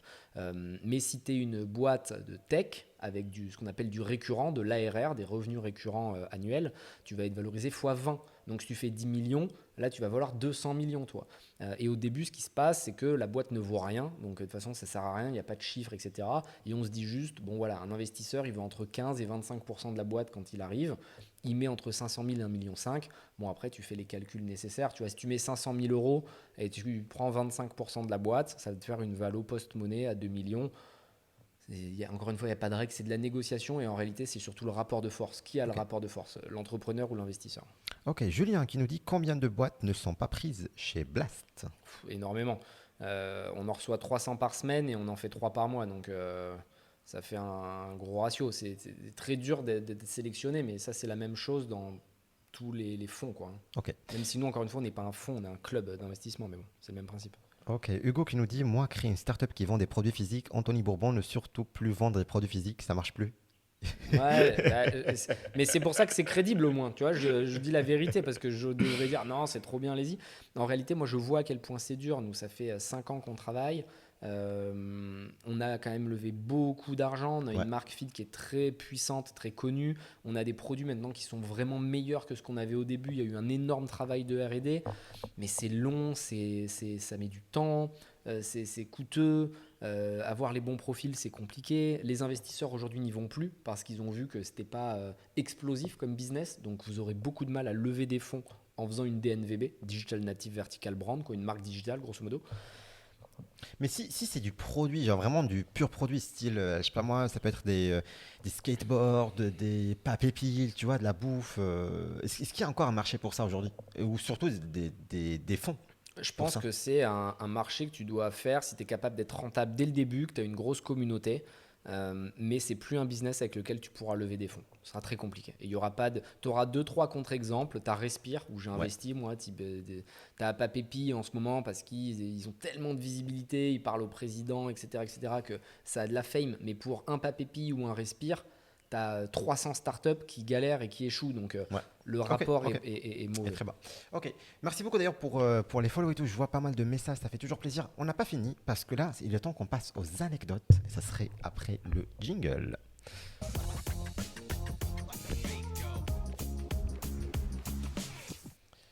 Yes, c'est parti. Alors, je t'explique, c'est très très simple. Et là, je vais prendre du coup mon deuxième sablier de 2 minutes cette fois-ci. En gros, le problème c'est que moi je peux pas faire comme McFly Carlito, du coup te demander de préparer les anecdotes avant et tout, ça va être galère, voilà, tu vas réfléchir trop, tu vas faire un truc trop bien fait, donc voilà, j'ai pas envie de ça. Du coup, ce qu'on va faire, c'est que tu dois me donner une phrase, et après nous, moi et l'audience du coup, on doit deviner si c'est vrai ou faux, en te posant des questions pendant 2 minutes. Donc l'idée c'est que tu donnes la phrase, après nous, pendant 2 minutes du coup, on va te poser plein de questions, je vais répondre, et après à la fin, on devine, après tu nous dis si c'est vrai ou faux, et on fait ça 2 fois. Ça te va? Ok.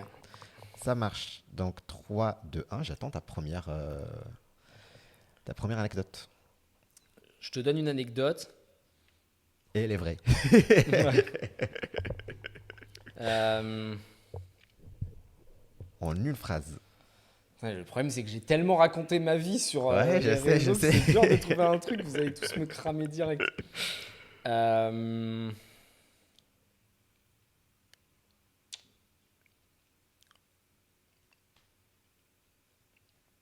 J'ai été plusieurs fois millionnaire et j'ai reperdu cet argent. Je suis redevenu pauvre plusieurs fois. Ok. Du coup, les amis, j'attends vos questions. On a 2 minutes pour lui poser des questions. J'attends juste que la première question arrive. Voilà, comme ça, on lance les 2 minutes parce que sinon, ça va être. Il y a un petit décalage du coup entre le moment où on parle et le moment où les gens reçoivent et écrivent. Du coup, l'anecdote, c'est que tu as été millionnaire, tu es redescendu, tu es reparti, tu es redescendu. Donc, c'est ça un peu le truc. Est-ce que c'est vrai ou faux?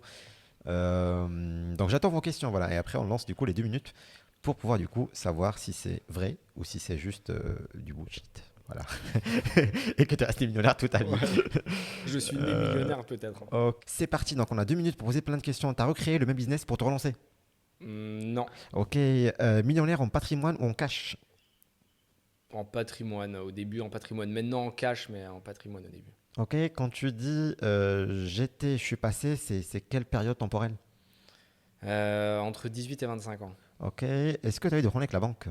Oui. Et ils t'ont dit quoi? J'étais trac-fin. Pour ceux qui connaissent, je m'étais mangé un trac-fin parce que je vendais des voitures.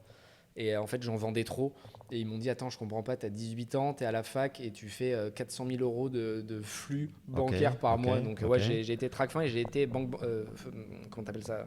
Interdit bancaire aussi. Ok, et du coup, il se passe quoi quand tu étais interdit bancaire? Interdit bancaire, tu as une carte électron, t'as pas de chéquier, t'as Ouais. pas de découvert et tu peux même pas passer les péages parce que ta Non. carte électron, en fait, c'est pas une carte de débit. C'est pas une carte de crédit, c'est une carte de débit. Ok, j'attends vos questions, les amis. Voilà, il nous reste quelques secondes. Qu'est-ce qu'on peut lui dire?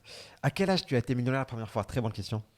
Ouais, 21 ans, Ok, et du coup, tu es descendu quand la première fois? à 22 ans, Ok, t'es reparti quand? à 23 ans. Ok, donc chaque année, tu descends, tu montes. Ok, ok, ok, ok. Un réseau qui t'a facilité suite à ton échec, Non, franchement, pour j'ai jamais, rebondir. jamais eu de réseau. Ok, Pour le coup, ça n'a jamais eu de réseau. J'ai toujours galéré seul. Ça a été long et compliqué. ok. Et c'est quoi le maximum quand tu parles de millionnaire? Quand j'étais jeune, Ouais. ouais, pas beaucoup plus qu'un million. Tu vois, j'étais entre un et 2. Ok, t'as fait quoi avec cet argent? Bah, je l'ai mal placé. En quoi? J'ai fait différents business qui étaient foireux. Plus de détails? J'étais dans des boîtes de nuit à un moment. Ouais. Non, attends, t'as investi ou t'as acheté des boîtes de nuit? J'en ai acheté une entre autres. Ouais. Ah ouais. C'est stylé, nous. Voilà. Après, ça reste une anecdote. Donc, attends, quel business t'as lancé après les voitures? Voiture, j'en ai toujours fait. Parce que c'est une manière hyper facile de gagner de l'argent. Tu vois, tu gagnes à coup de 10, 15, 20 000 euros par voiture. Moi, j'allais les acheter à l'étranger. C'était à l'époque où il n'y avait pas trop les TVA, les trucs comme ça. Tu pouvais jouer. Ou alors, j'allais les acheter à Lille, je les revendais à Bordeaux. Je faisais pareil avec les montres aussi. J'ai acheté beaucoup de montres, je les revendais. Et après, j'ai fait des clubs deals immobiliers. C'est comme ça que j'ai commencé avec des potes. Donc, ouais, j'ai fait tous ces petits Ok. business. Les 2 minutes sont finies. Du coup, les amis, est-ce que vous pensez que l'anecdote est vraie ou faux? Même si depuis tout à l'heure, je vois que des vrais quasiment. Ok, donc on a des vrais, on a un fake et on a le Plex qui nous dit ça c'est clairement vrai et faux. Il dit dans une vidéo qu'il a été millionnaire une fois mais qu'il a perdu euh, et que c'est la seule erreur qu'il a fait, je crois. Du coup, moi je dis que en vrai ça a l'air trop vrai pour être vrai, tu vois. C'est ça le problème. Genre j'ai l'impression que tu as lancé un truc comme ouais vas-y ils vont dire ouais c'est vrai et tout mais au final c'est faux. Et du coup je vais miser comme quoi c'est faux. Je donne la réponse là. Ouais, Ouais, c'est faux, mais j'ai mis une subtilité. Effectivement, plusieurs fois, ça m'arrivait de tout perdre et de ouais. recommencer. Donc, mais c'était quand même déjà beaucoup d'argent, tu vois, quand j'arrivais à 500 000, 600 000 euros. Ça m'est arrivé une fois de dépasser le million, de retomber et ensuite de remonter. Ok, Donc, donc encore une fois, la c'est pas le résilience, million. c'est pas plusieurs fois million. Ok, C'est pour ok, ça que je jouais ok. sur le truc. Bah j'avais raison. Mais Yes. encore une fois, Yes. c'est un truc que je voulais exprimer, c'est ne baissez pas les bras, vous allez échouer. Et peut-être que je vais échouer, tu vois, dans les années qui arrivent, peut-être que je vais louper d'autres projets. Mais en vrai, tu t'en fous parce que tu apprends toujours, donc il n'y a pas vraiment d'échec. Ok. Tu as juste des apprentissages. Et l'argent, vraiment, c'est pas une fin en soi. C'est-à-dire que l'argent vient toujours quand tu es déterminé.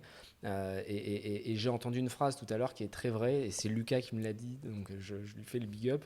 C'est le hasard vient toujours frapper au bout de 10 ans.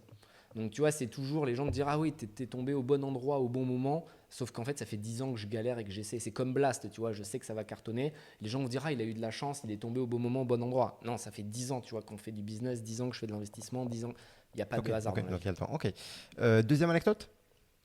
Deuxième anecdote, putain attends, faut que Vas-y, prends ton temps. Moi, je regarde un peu ce qui existe sur le chat depuis tout à l'heure. T'as ton anecdote ou pas? Ouais, j'ai mon anecdote. Mais toi, Ah, t'as pas le droit de répondre, sinon tu vas trouver direct. C'est pour l'audience. C'est pour l'audience. ok, vas-y.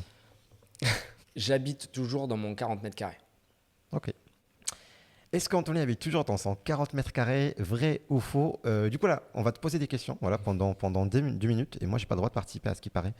Voilà, Luplex. Pourquoi tu es resté? Pourquoi tu es resté dans mon appart? Bah oui. Parce que c'était important pour moi de rester connecté à la réalité et d'où je viens. Ok. Attends, qu'est-ce que ça veut dire toujours habiter? Toujours habiter, c'est vivre dans mon 40 mètres carrés, celui qui est en photo sur LinkedIn. Celui Ok. que j'ai mis avec C'est l'ordinateur. toujours le même? Ouais. Ok. Toujours dans 40 mètres. Il y a Guillaume qui nous dit ouais, c'est pareil. Faux, c'est canapé. Ah oui, le canapé. Est-ce que tu as gardé le même? Est-ce que tu as toujours le même? J'avais pas de canapé. Hein. J'ai pas de Ok. canapé. Ok. Quel pourcentage de temps passé dedans par an? Ouais, franchement, à part l'été où je pars 2 mois, tout le temps je suis dans l'appart, je fais que ça. Je travaille depuis mon appart en remote en fait, donc je suis quasiment tout le temps chez moi. Et c'est sur Paris? Ouais, Ok. Qu'est-ce qui te ferait changer dans un espace plus grand? une opportunité, un bon plan business. Ok. Est-ce qu'il y a d'autres questions? Du coup, voilà, il nous reste quelques secondes sur. Là, je vois qu'il bug. Ouais, je sais. Celle-là, elle était dure. Ouais, je sais. Comment tu fais à répondre sur LinkedIn à tout le monde, t'as une assistante, la vérité? Mais Ouais, ça, j'ai on une va équipe, répondre. ouais. Ok, t'as répondu. Quel arrondissement de Monsieur Freeze? Quel arrondissement? Je peux pas dire. Je peux pas dire parce que j'ai des oufs qui sont après en bas de chez moi pour me demander de l'argent et tout. Donc, mais dans Paris. Mais j'ai des vrais oufs, je peux même plus dire où j'habite. Ok, c'est quoi le pire que tu as eu avec ton appart de 40 mètres carrés? Le quoi? Le pire que tu as eu avec ton appart de 40 mètres carrés? Le pire, franchement, c'est que je suis au premier étage et que j'ai comment t'appelles ça? Le mec qui fait le ménage et tout, là, qui vide les poubelles, qui vient à 5h30. Et Ah, genre, le l'horreur. mec, ça fait 10 fois que je dis, mec, tu peux pas venir à 5h30, c'est trop tôt. Et il me sort les poubelles et donc en plus, il y a des pavés, donc il te roule Et en fait, tous les matins à 5h30, il me réveille, c'est un truc de ouf. Ok, donc le temps est terminé. Et du coup, voilà, je prends maintenant vos réponses. Voilà, est-ce que c'est vrai ou faux? Et on a une petite question. Est-ce que tu as un animal avec toi? Non, Pourquoi? j'ai pas le temps, franchement. Ok. Si tu pouvais, ça serait quel animal? Honnêtement, ça m'intéresse pas du tout. C'est comme les enfants, je prendrai aucun plaisir, navré. Je sais qu'il y a beaucoup Non, mais j'adore les animaux, mais je Et pourrais les pas bien enfants? m'en occuper. Non, les enfants, pour le coup, j'aime pas du tout. Mais les animaux, j'aime bien, mais j'ai pas le temps de m'occuper, donc j'ai pas envie qu'ils soient malheureux, les pauvres. Et dans mon tout petit appartement, ils vont pas être bien. Ok, ok, ça marche. Yes.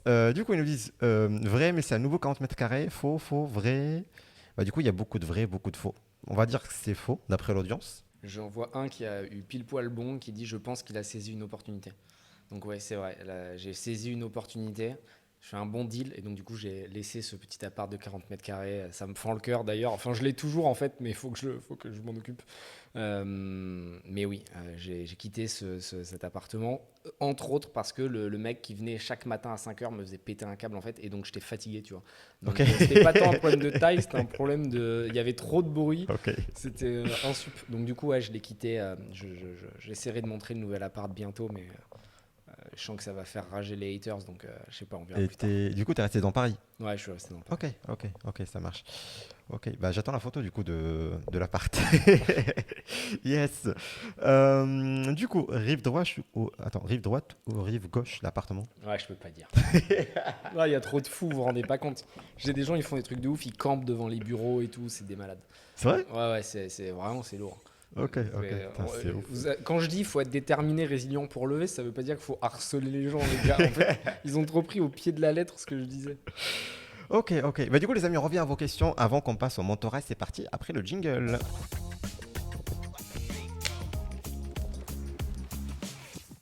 Alors, on continue les questions, il y en a plein depuis tout à l'heure. AKS qui nous dit: Salut Anthony, je développe une solution qui sera à la blockchain ce que Shoplift est au e-commerce, en proposant aux entreprises ou particuliers de créer une blockchain pour leur activité. Traçabilité, stockage, data, est-ce que ça pourrait t'intéresser? Blockchain B2B? Ouais, pourquoi pas, mais il faut que j'en sache plus, tu vois, faut que j'en sache plus. Mais Il faut un truc scalable. Là, en fait, j'ai peur que quand il raconte comme ça, ce soit un truc qui développe pour chaque entreprise, tu vois, qui développe une blockchain adaptée à chaque entreprise. Moi, ce que je préférais, c'est qu'il développe un outil qui est pluggable directement sur n'importe quelle verticale, de manière à ce que ce soit scalable. Si tu es une agence de blockchain, ça m'intéresse pas trop. Ok, mais du coup, quand tu me dis que j'ai besoin de savoir plus d'infos, qu'est-ce que t'attends comme info? J'attends un deck, c'est un fichier de présentation de 10-15 pages où tu m'expliques ta mission, ton produit, la taille de ton marché, quelle est ton équipe, pourquoi tu as besoin d'argent, les compétiteurs et ce que tu vas faire de l'oseille. Ok. Adrien qui nous dit: est-ce que tu penses que l'écosystème startup français est assez international? Ça commence là, ça commence, on est un peu en retard. Mais la France, c'est un pays qui est petit, 60 millions d'habitants, donc c'est très dur de faire une énorme réussite si tu restes qu'en France. Alors ça dépend des verticales, hein. Il y a des verticales, si tu les exploites bien en France, tu as largement de quoi faire. Mais c'est vrai que si vous vendez quelque chose qui est niche, vous avez tout intérêt à très vite vous mettre à l'international, à aller toucher plus de monde. C'est pour ça que c'est toujours plus simple d'être aux États-Unis ou en Chine, parce que rien que dans ton marché domestique, donc ton marché, tu vas toucher 300 millions d'un côté et 1 milliard de l'autre, donc tu n'as pas besoin de te prendre la tête. Ok. Moi, j'avais juste une question, parce que du coup, ça parle d'international. Je veux bien ramener des invités internationaux, tu vois, des founders qui viennent de l'étranger, qui ont monté des grosses boîtes à l'étranger. Et franchement, je suis perdu. Autant en France, c'est jouable. Et là, on a réussi à avoir pas mal de gens. Il y en aura d'autres d'ailleurs durant la saison, vous allez voir. Mais autant à l'étranger, c'est un poil plus compliqué. C'est pas l'anglais qui bloque, mais même avec l'accent rebeu, ça passe. Mais, mais surtout, comment? Et voilà, ils sont quasi inaccessibles, j'ai l'impression. Ouais, c'est compliqué. Après, je pense que tu vois, toi, tu dois vraiment au début te focus sur ta niche. de manière à plaire à un maximum de monde. Ton audience, je suis pas sûr qu'ils parlent tous anglais, donc j'aurais tendance à vraiment défoncer déjà ma niche et que mes early adopters, mes premiers ambassadeurs soient à fond et me défendent avant d'aller trop loin. On fait souvent l'erreur de vouloir toucher trop de monde au début, alors qu'en réalité, tu as déjà quand même une certaine profondeur de marché. Et tant que tu n'as pas, je sais pas, j'ai n'importe quoi, 500 000 followers en France, tu vois, tu as le temps d'approfondir. Donc, Ok, je serais toi, je me disperserai pas trop. ok, ça marche. Il y a Graham qui nous dit quels sont tes KPIs pour mesurer ton niveau de réussite hors financier. Mes KPI, c'est intéressant. J'essaie de monitorer beaucoup de choses. J'ai pas mal de Excel, de tableaux pour voir. Je pense que le nombre d'heures que tu dors, c'est important. Tu vois, il faut toujours avoir la même régularité. Voir aussi ta santé, les KPI santé. Tu vois, moi, je fais souvent des checks de santé, voir les cholestérols, voir ton poids, etc. Donc, ça, c'est un truc qui me plaît. Les amis que tu as autour de toi, est-ce qu'ils sont intelligents? Est-ce qu'ils sont intéressants? Est-ce que tu te lasses pas à leur contact? Et puis après, le bonheur de manière générale, mais ça c'est plus dur à calculer. Tu vois, est-ce que tu te sens épanoui? Est-ce que le matin quand tu te réveilles, tu es content? Est-ce que tu as cette énergie? Et c'est en ayant un rythme de vie qui est sain, hein, c'est-à-dire bien manger, bien faire du sport, bien dormir. Et gagner de l'argent aussi, hein. Moi franchement, et tu précises hors financier, mais l'oseille c'est aussi ce qui te rend heureux, hein. Donc je crois pas du tout au truc, l'argent fait pas le bonheur, je sais pas quoi. Ça c'est que les très pauvres qui savent qu'ils seront jamais riches, qui le pensent, ou alors les très riches mais qui n'ont jamais manqué d'argent et qui se rendent pas compte à quel point l'argent ne remplit pas l'assiette, quoi. Ok. Soulf Max qui nous dit Anthony, si à 20 ans tu avais le choix entre aller étudier à Harvard ou continuer de bosser sur ta startup, qu'est-ce que tu vas choisir? Si je pense que ma startup elle peut cartonner, je continue ma startup. Si bon, c'est le début, que ça prend pas trop bien et que je suis accepté à Harvard, je vais à Harvard. Ok. Si tu avais toi le choix de partir à Harvard, tu serais parti? Ça dépend combien d'argent j'étais en train de gagner. Moi, je gagnais beaucoup d'argent quand j'étais jeune, donc en vrai, j'allais pas à la fac, par exemple. Tu vois, à la fac de droit, j'y allais pas. Je faisais faire mes cours par des personnes, des potes. Je payais des chargés de TD pour faire mes trucs. La priorité pour moi, c'est toujours été l'argent, parce que j'étais seul et j'avais pas de parachute, donc il fallait Ok. que je gagne de l'argent. Donc je faisais toujours ce qui me rapportait le plus d'argent. Ok.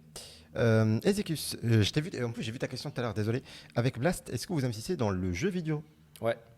Et quoi comme jeu vidéo? Bah, on l'a pas encore fait, mais on peut. Tu vois, j'ai investi moi dans des trucs comme Mecha Chain, j'ai investi dans des studios de jeux vidéo en mode Voodoo, tu vois, des trucs comme Ouais. Voodoo. J'aurais bien voulu investir chez Voodoo, qui est un pote en plus, Alex, on l'embrasse. Mais Parce que du coup, c'est scalable. Parce ouais, que c'est c'est scalable. des Moi, boîtes qui lancent j'aime les beaucoup de trucs produits et scalables. ça Voilà. part trop loin chacun. Ouais. Voodoo, tu vois, c'est monstrueux. Je sais pas si je peux donner ces chiffres, donc je les donne pas, mais c'est énorme. Ouais.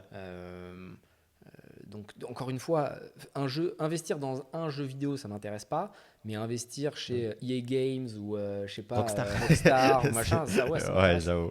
Ok, ok, je vois très bien la logique. Hello Anthony, savais-tu que les futurs lecteurs de ton livre pourraient lire avec plus grand confort grâce à Lysia? Tu connais Lysia ou pas? J'imagine comme les Kindle ou des trucs comme ça, non? Non, du coup, en gros, c'est un petit objet Ok. du coup, que tu mets sur ton bouquin, genre ici, tu vois, et ça permet du coup de tenir du seule main, tu vois, au lieu d'avoir deux, Ok. et en même temps, du coup, l'équiper d'une LED pour du coup lire la nuit. Pas Et mal, moi. ça devient marque-page, donc J'adore c'est lire, trop énorme. donc moi je suis sur Kindle, tu vois. Je défonce Kindle. Genre, en fait, comme je lis beaucoup, je Ouais, lis un livre par semaine.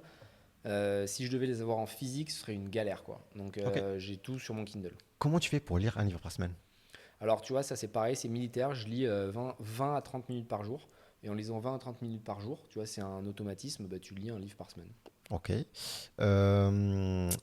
Euh, ouais, ouais, ce qui nous dit comment tu comptes créer un marché secondaire avec Blast Club sans être agréé en tant que SMN? La question de tout à l'heure, j'adore. Ouais, c'est Allez. bien, il est précis. Effectivement, c'est très compliqué en France quand tu n'es pas technicien. Alors, je ne vais pas rentrer dans les détails, mais il y a les conseillers en investissement financier, il y a les PSAN quand tu gères l'argent des autres. Nous, en fait, on a un club d'investissement et on ne gère pas l'argent des gens, on n'y touche pas. C'est les investisseurs qui vont envoyer un virement dans la société qui est créée pour faire une augmentation de capital. Donc, nous, on ne conseille pas les gens, on ne leur dit pas vous devriez faire ci ou vous devriez faire ça. On leur dit simplement moi, j'investis mon argent. Si vous voulez rentrer dans ce deal, on vous donne une opportunité. C'est moins de 150 personnes par deal qui vont rentrer dans la startup. Donc, tu vois, quand tu dépasses pas 149 pour être précis, c'est pas un appel public à l'épargne. Et la plateforme de secondaire, c'est plutôt en fait ce qu'on pourrait définir comme étant un tableau d'affichage d'ordre et les gens se mettent en relation entre eux. Nous, on ne fait pas d'intermédiation. Donc voilà comment on peut réussir à être passé par l'AMF. On a des cabinets assez précis, on a Kramer Levin et compagnie pour ceux qui connaissent, qui sont vraiment les experts de ces sujets AMF, etc. Et on travaille main dans la main avec eux. L'objectif, c'est pas du tout de faire un truc de roublard, hein. Au contraire, c'est simplement démocratiser cette verticale startup en respectant les règles, parce qu'on sait que la solution qu'on veut apporter, elle est vraiment sur le long terme. Et c'est pour ça que j'en profite encore une fois pour dire que l'investissement en startup, c'est risqué. Il ne faut pas le faire n'importe comment et il faut être prêt à perdre de l'argent. L'investissement en startup, ça peut être très rémunérateur. On le voit, hein, sur les 10 dernières années, l'étude McKinsey que vous trouverez sur blast.club montre que c'est le business le plus rentable en tant qu'investissement, mais c'est aussi quelque chose de risqué. Et donc, il ne faut pas investir dans une boîte. Il faut diluer son risque en investissant dans le maximum de boîtes. Admettons, tu as 10 000 euros à investir, tu ne mets pas 10 000 dans une boîte. Tu mets 10 fois 1000 et tu as 10 projets. Et comme ça, s'il y en a quelques-unes qui meurent, peut-être qu'elles seront rattrapées par les autres. C'est la méthode Kima. Ouais, Xavier, voilà. Xavier Niel. Du coup, moi j'avais deux questions moi, de mon côté déjà. Niveau emploi du temps, comment tu t'organises pour être aussi productif? Ouais, c'est intense. C'est intense. Moi, je me fais des slots. En fait, j'ai un planning qui est découpé. Le lundi matin, je vais faire la réunion avec Feed le matin. Le lundi après-midi, c'est mes one-to-one. Le mardi matin, c'est les nouveaux projets. Enfin, tu vois, je me suis découpé ma semaine et toutes les semaines, c'est le même planning qui revient. Et comme mon équipe a accès à mon emploi du temps, ils savent exactement quand est-ce qu'ils peuvent me mettre des rendez-vous. J'ai les rendez-vous à l'extérieur le mercredi après-midi, etc. Ok. Et donc, ça me permet d'optimiser au max mon temps. Ok. Du coup, tu investis dans pas mal de startups aujourd'hui. Est-ce que tu peux juste me raconter une fois où ça s'est très mal passé?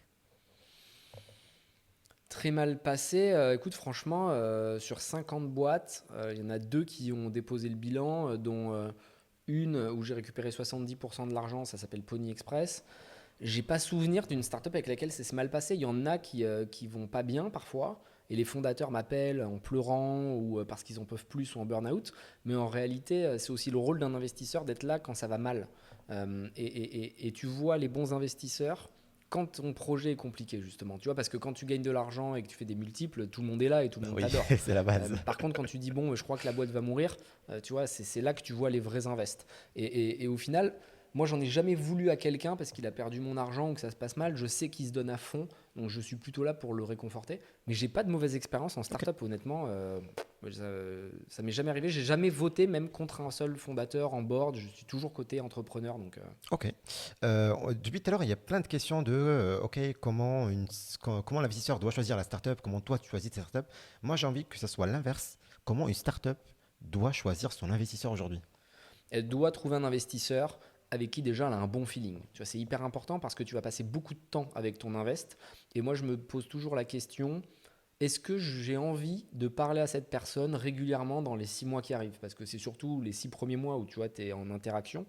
Et en fait, quelqu'un qui n'a pas les mêmes valeurs que moi, qui est un peu prétentieux, hautain, pas sympa et tout, direct, je fais pas le deal, même si je peux gagner de l'argent. Ok. Parce que j'ai envie, moi, de kiffer. Et tu vois, en fait, j'ai la chance d'avoir de l'argent et j'ai pas envie de me prendre la tête avec des cons. Tu vois, j'en ai rencontré tellement quand j'étais jeune. En fait, quand t'es pauvre, ce qui était mon Ouais. cas, t'es obligé de parler aux cons parce qu'en fait, t'as besoin de. Mais quand t'es riche, bon, c'est mon plus grand plaisir, c'est de plus avoir à me forcer. Tu vois. Quand tu es riche, voilà, quand t'es riche, tu tries, tout simplement. Ok, ça va. Quand moi, je m'attendais pas à ça, mais c'est pas grave. Gallo qui nous dit, c'est quoi ton ticket moyen? 100 000. En perso, hors blast, 100 000. Quand je vais dans les boîtes, je mets 100 000, entre 100 et 200, bon plutôt 100. Et là, avec Blast, c'est entre 500 000 et 1,5 million qu'on va mettre dans chaque boîte. Et on va le faire 3 fois par mois. Ok, et du coup, tu investis dans des boîtes classiques, comme tout le monde, donc HEC, ESSEC et autres, ou sinon même des gens qui viennent de... J'investis partout. J'investis, tu vois, chez Barouders, par exemple. Edwige a fait HEC, son mec a fait Polytechnique, c'est deux énormes tronches.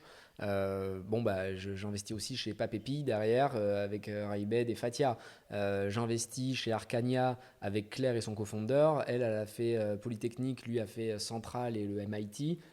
Et à côté de ça, j'investis chez quelqu'un d'autre qui n'a pas le bac. Moi, ce que j'aime, tu vois, c'est la passion, l'énergie qu'il y a. Évidemment, on ne va pas dire le contraire. Si tu as fait des grandes études, c'est rassurant pour un investisseur parce que ça veut dire que tu as la tête bien faite et que tu es capable d'apprendre. Et donc, forcément, que tu as une forme d'intelligence. Mais ce n'est pas pour autant que quelqu'un qui n'a pas fait d'études ne peut pas y arriver. Mais c'est pas forcément des profils très cadrés, et du coup, pas assez innovants en soi. Ça arrive qu'ils soient dans les cases. Par contre, quand tu arrives à... Parce que tu vois, je pense que tu as parlé de ça dans votre lancier, comme quoi les avocats et les médecins, ou je sais pas quoi, c'est les pires pour monter des les boîtes. avocats, ouais. Parce que voilà, c'est des mecs qui sont très cadrés et du coup, ils C'est n'arrivent vrai pas que forcément à sortir. au-delà de ça, c'est vrai que moi j'ai plusieurs avocats qui ont essayé de lancer des boîtes. Alors parfois ça marche, tout le monde m'a dit, mais moi, ça a toujours un Oui, contre-exemple, bien hein. sûr, bien sûr. Mais moi, de mon expérience, ce que je vois, c'est que les avocats, ils gagnent quand même bien leur vie.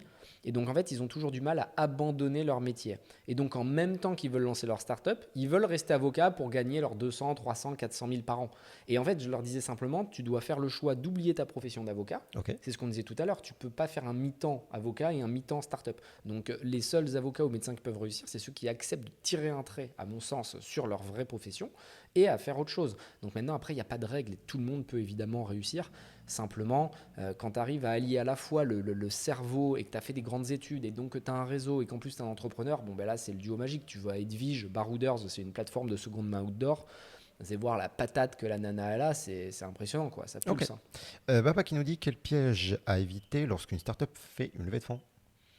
Le piège, c'est, et nous on l'a fait un peu, hein, donc je sais de quoi je parle et beaucoup de startups le font autour de moi, c'est quand tu as de l'argent, tu crois que tu as réussi et tu commences à dépenser trop et tu n'as plus cet esprit cost killing, donc tu vas plus être précautionneux avec l'argent, il faut rester radin en fait. Et même quand tu lèves 30 millions, tu dois faire attention et jeter ta cartouche d'encre d'imprimante que quand elle est vraiment finie.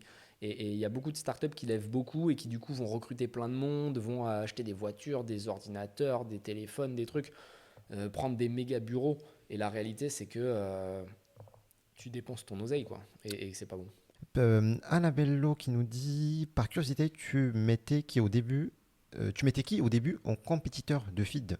Est-ce que tu parlais de RX Bar? Le marché des modérations fonctionnelles n'était pas encore lancé. Non, RX Bar, c'était pas trop un concurrent parce que tu vois, c'était plutôt de la barre naturelle, Ouais. c'était ce qu'on appelle une raw bar. Donc, raw bar, c'est des barres qui sont pas cuites pour conserver un maximum de nutriments. Alors, on en fait aujourd'hui, c'est vrai qu'on fait des raw bars. Mais nous, nos concurrents, c'était plutôt Yule en Angleterre, Soylent aux US, Y-Food en Allemagne. Tu vois, c'était des marques qui faisaient vraiment du meal replacement.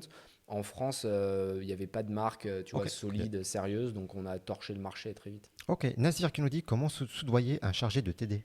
Bah, l'argent. Ouais. L'argent. Franchement, l'argent réglera beaucoup de tes problèmes dans la vie. Ok, ok, ok, ça marche. Du coup, les amis, on passe à la fameuse minute mentorat. Et ça serait avec Émile, du coup, après le jingle. Alors, on va l'appeler déjà. Un, 2, 3, voilà, comme ça. C'est bon. Hop. Non, vous entendez. Hop, parfait. Yes. Sacrée technique, hein, c'est. Eh Attention, oui, ça on a rigole tout, on pas. a tout, on a tout. Attends, c'est pas fini. Vous Attends. voyez pas là, il met des écrans Ouais, mais partout là. yes, là on le voit.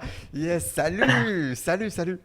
Salut, salut tout le monde. Yes, bah écoute, Bah, bienvenue, merci pour bienvenue. l'invitation, ça fait super plaisir.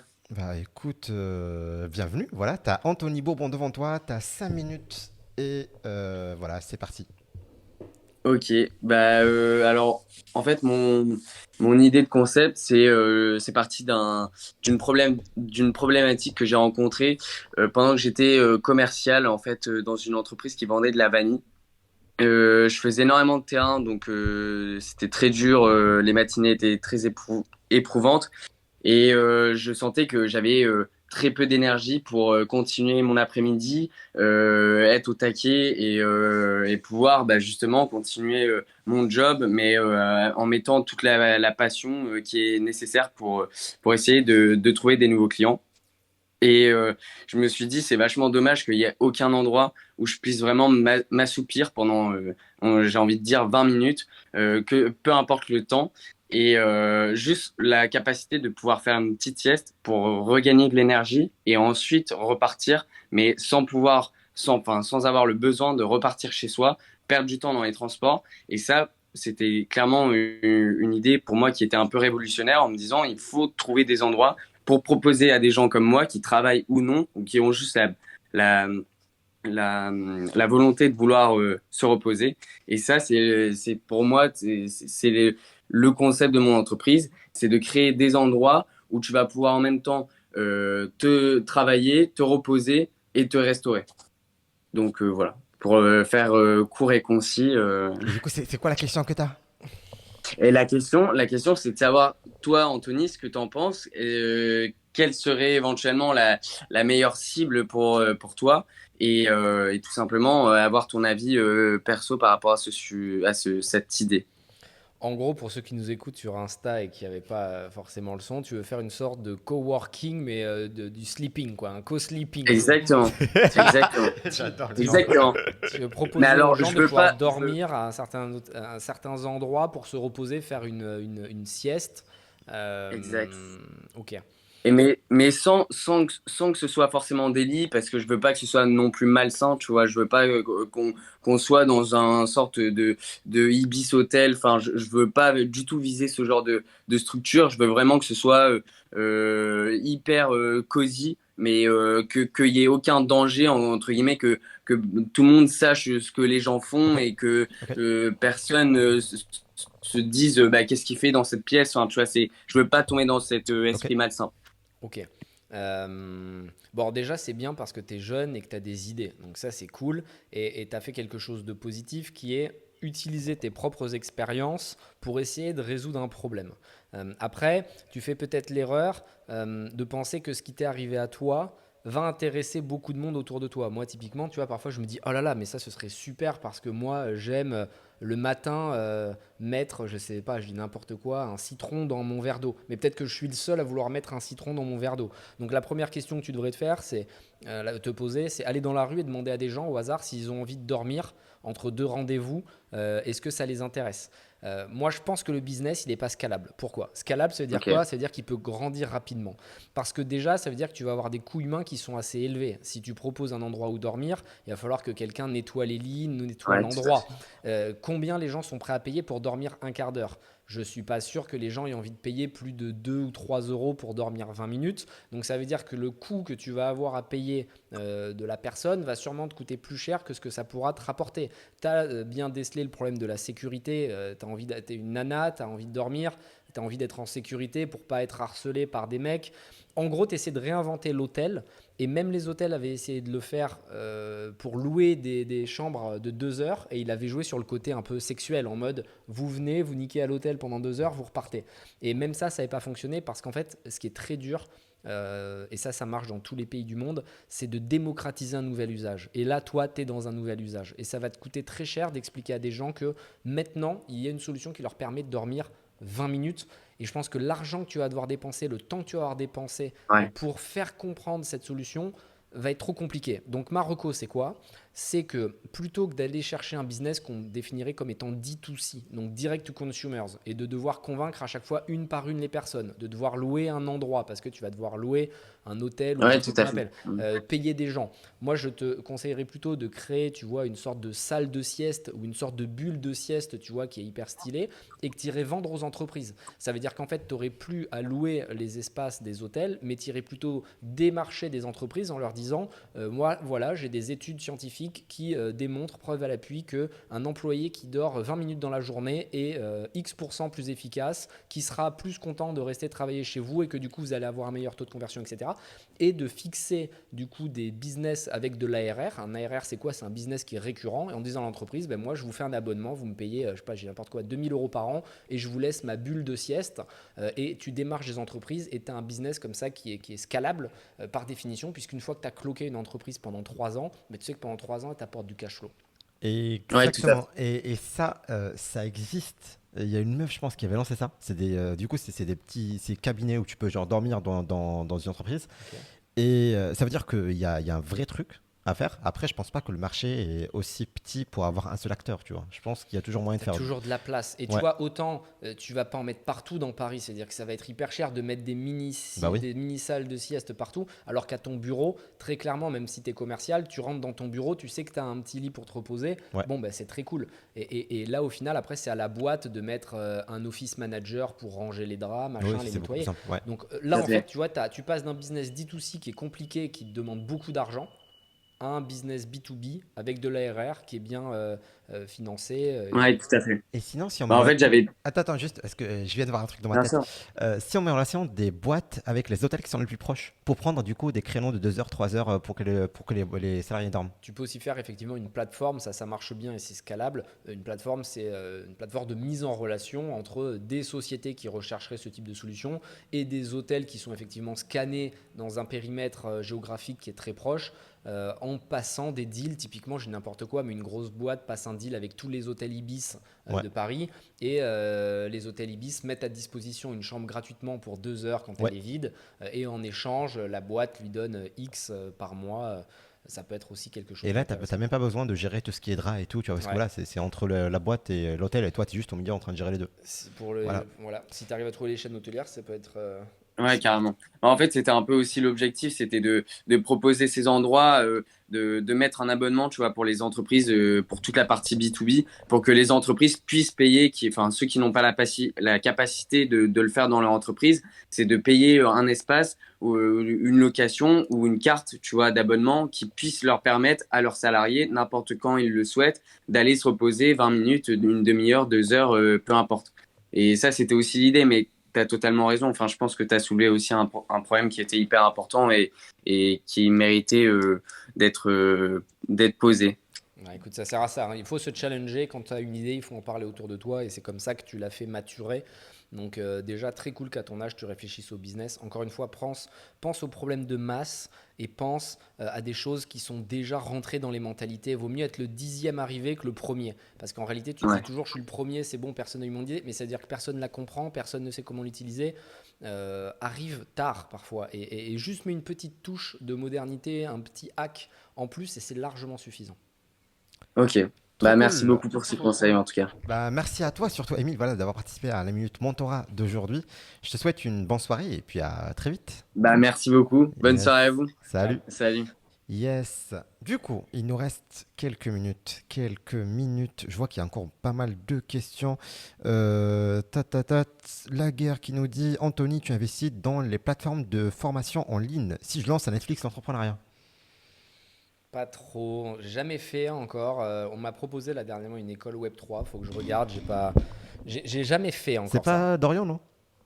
Si, Ouais. exact. Je le connais, salut d'ailleurs. Je sais pas s'il est là. Il faut que je creuse. J'ai pas eu le temps en vrai de regarder les dossiers. Mais non, j'ai jamais fait pour le moment. Mais c'est scalable par définition, Ok. puisque une fois que tu fais une formation, les gens peuvent la regarder à l'infini et t'as pas besoin d'avoir du temps humain. Donc ça peut rentrer dans le pipe en vrai. Ok, ok. Du coup, là, je prends deux, trois dernières questions. Et moi, j'avais une déjà. Là, on arrive quasiment à la fin de ce format. Quel invité tu me recommandes à ramener? Quelqu'un que tu connais? Quelqu'un que je connais, j'aime beaucoup Lilian de Life qui était passé sur Qui veut être mon associé. Tu Ok. sais, c'est ce qui avait fait le clash Ouais. avec Jean-Pierre Nadir Oui. d'ailleurs.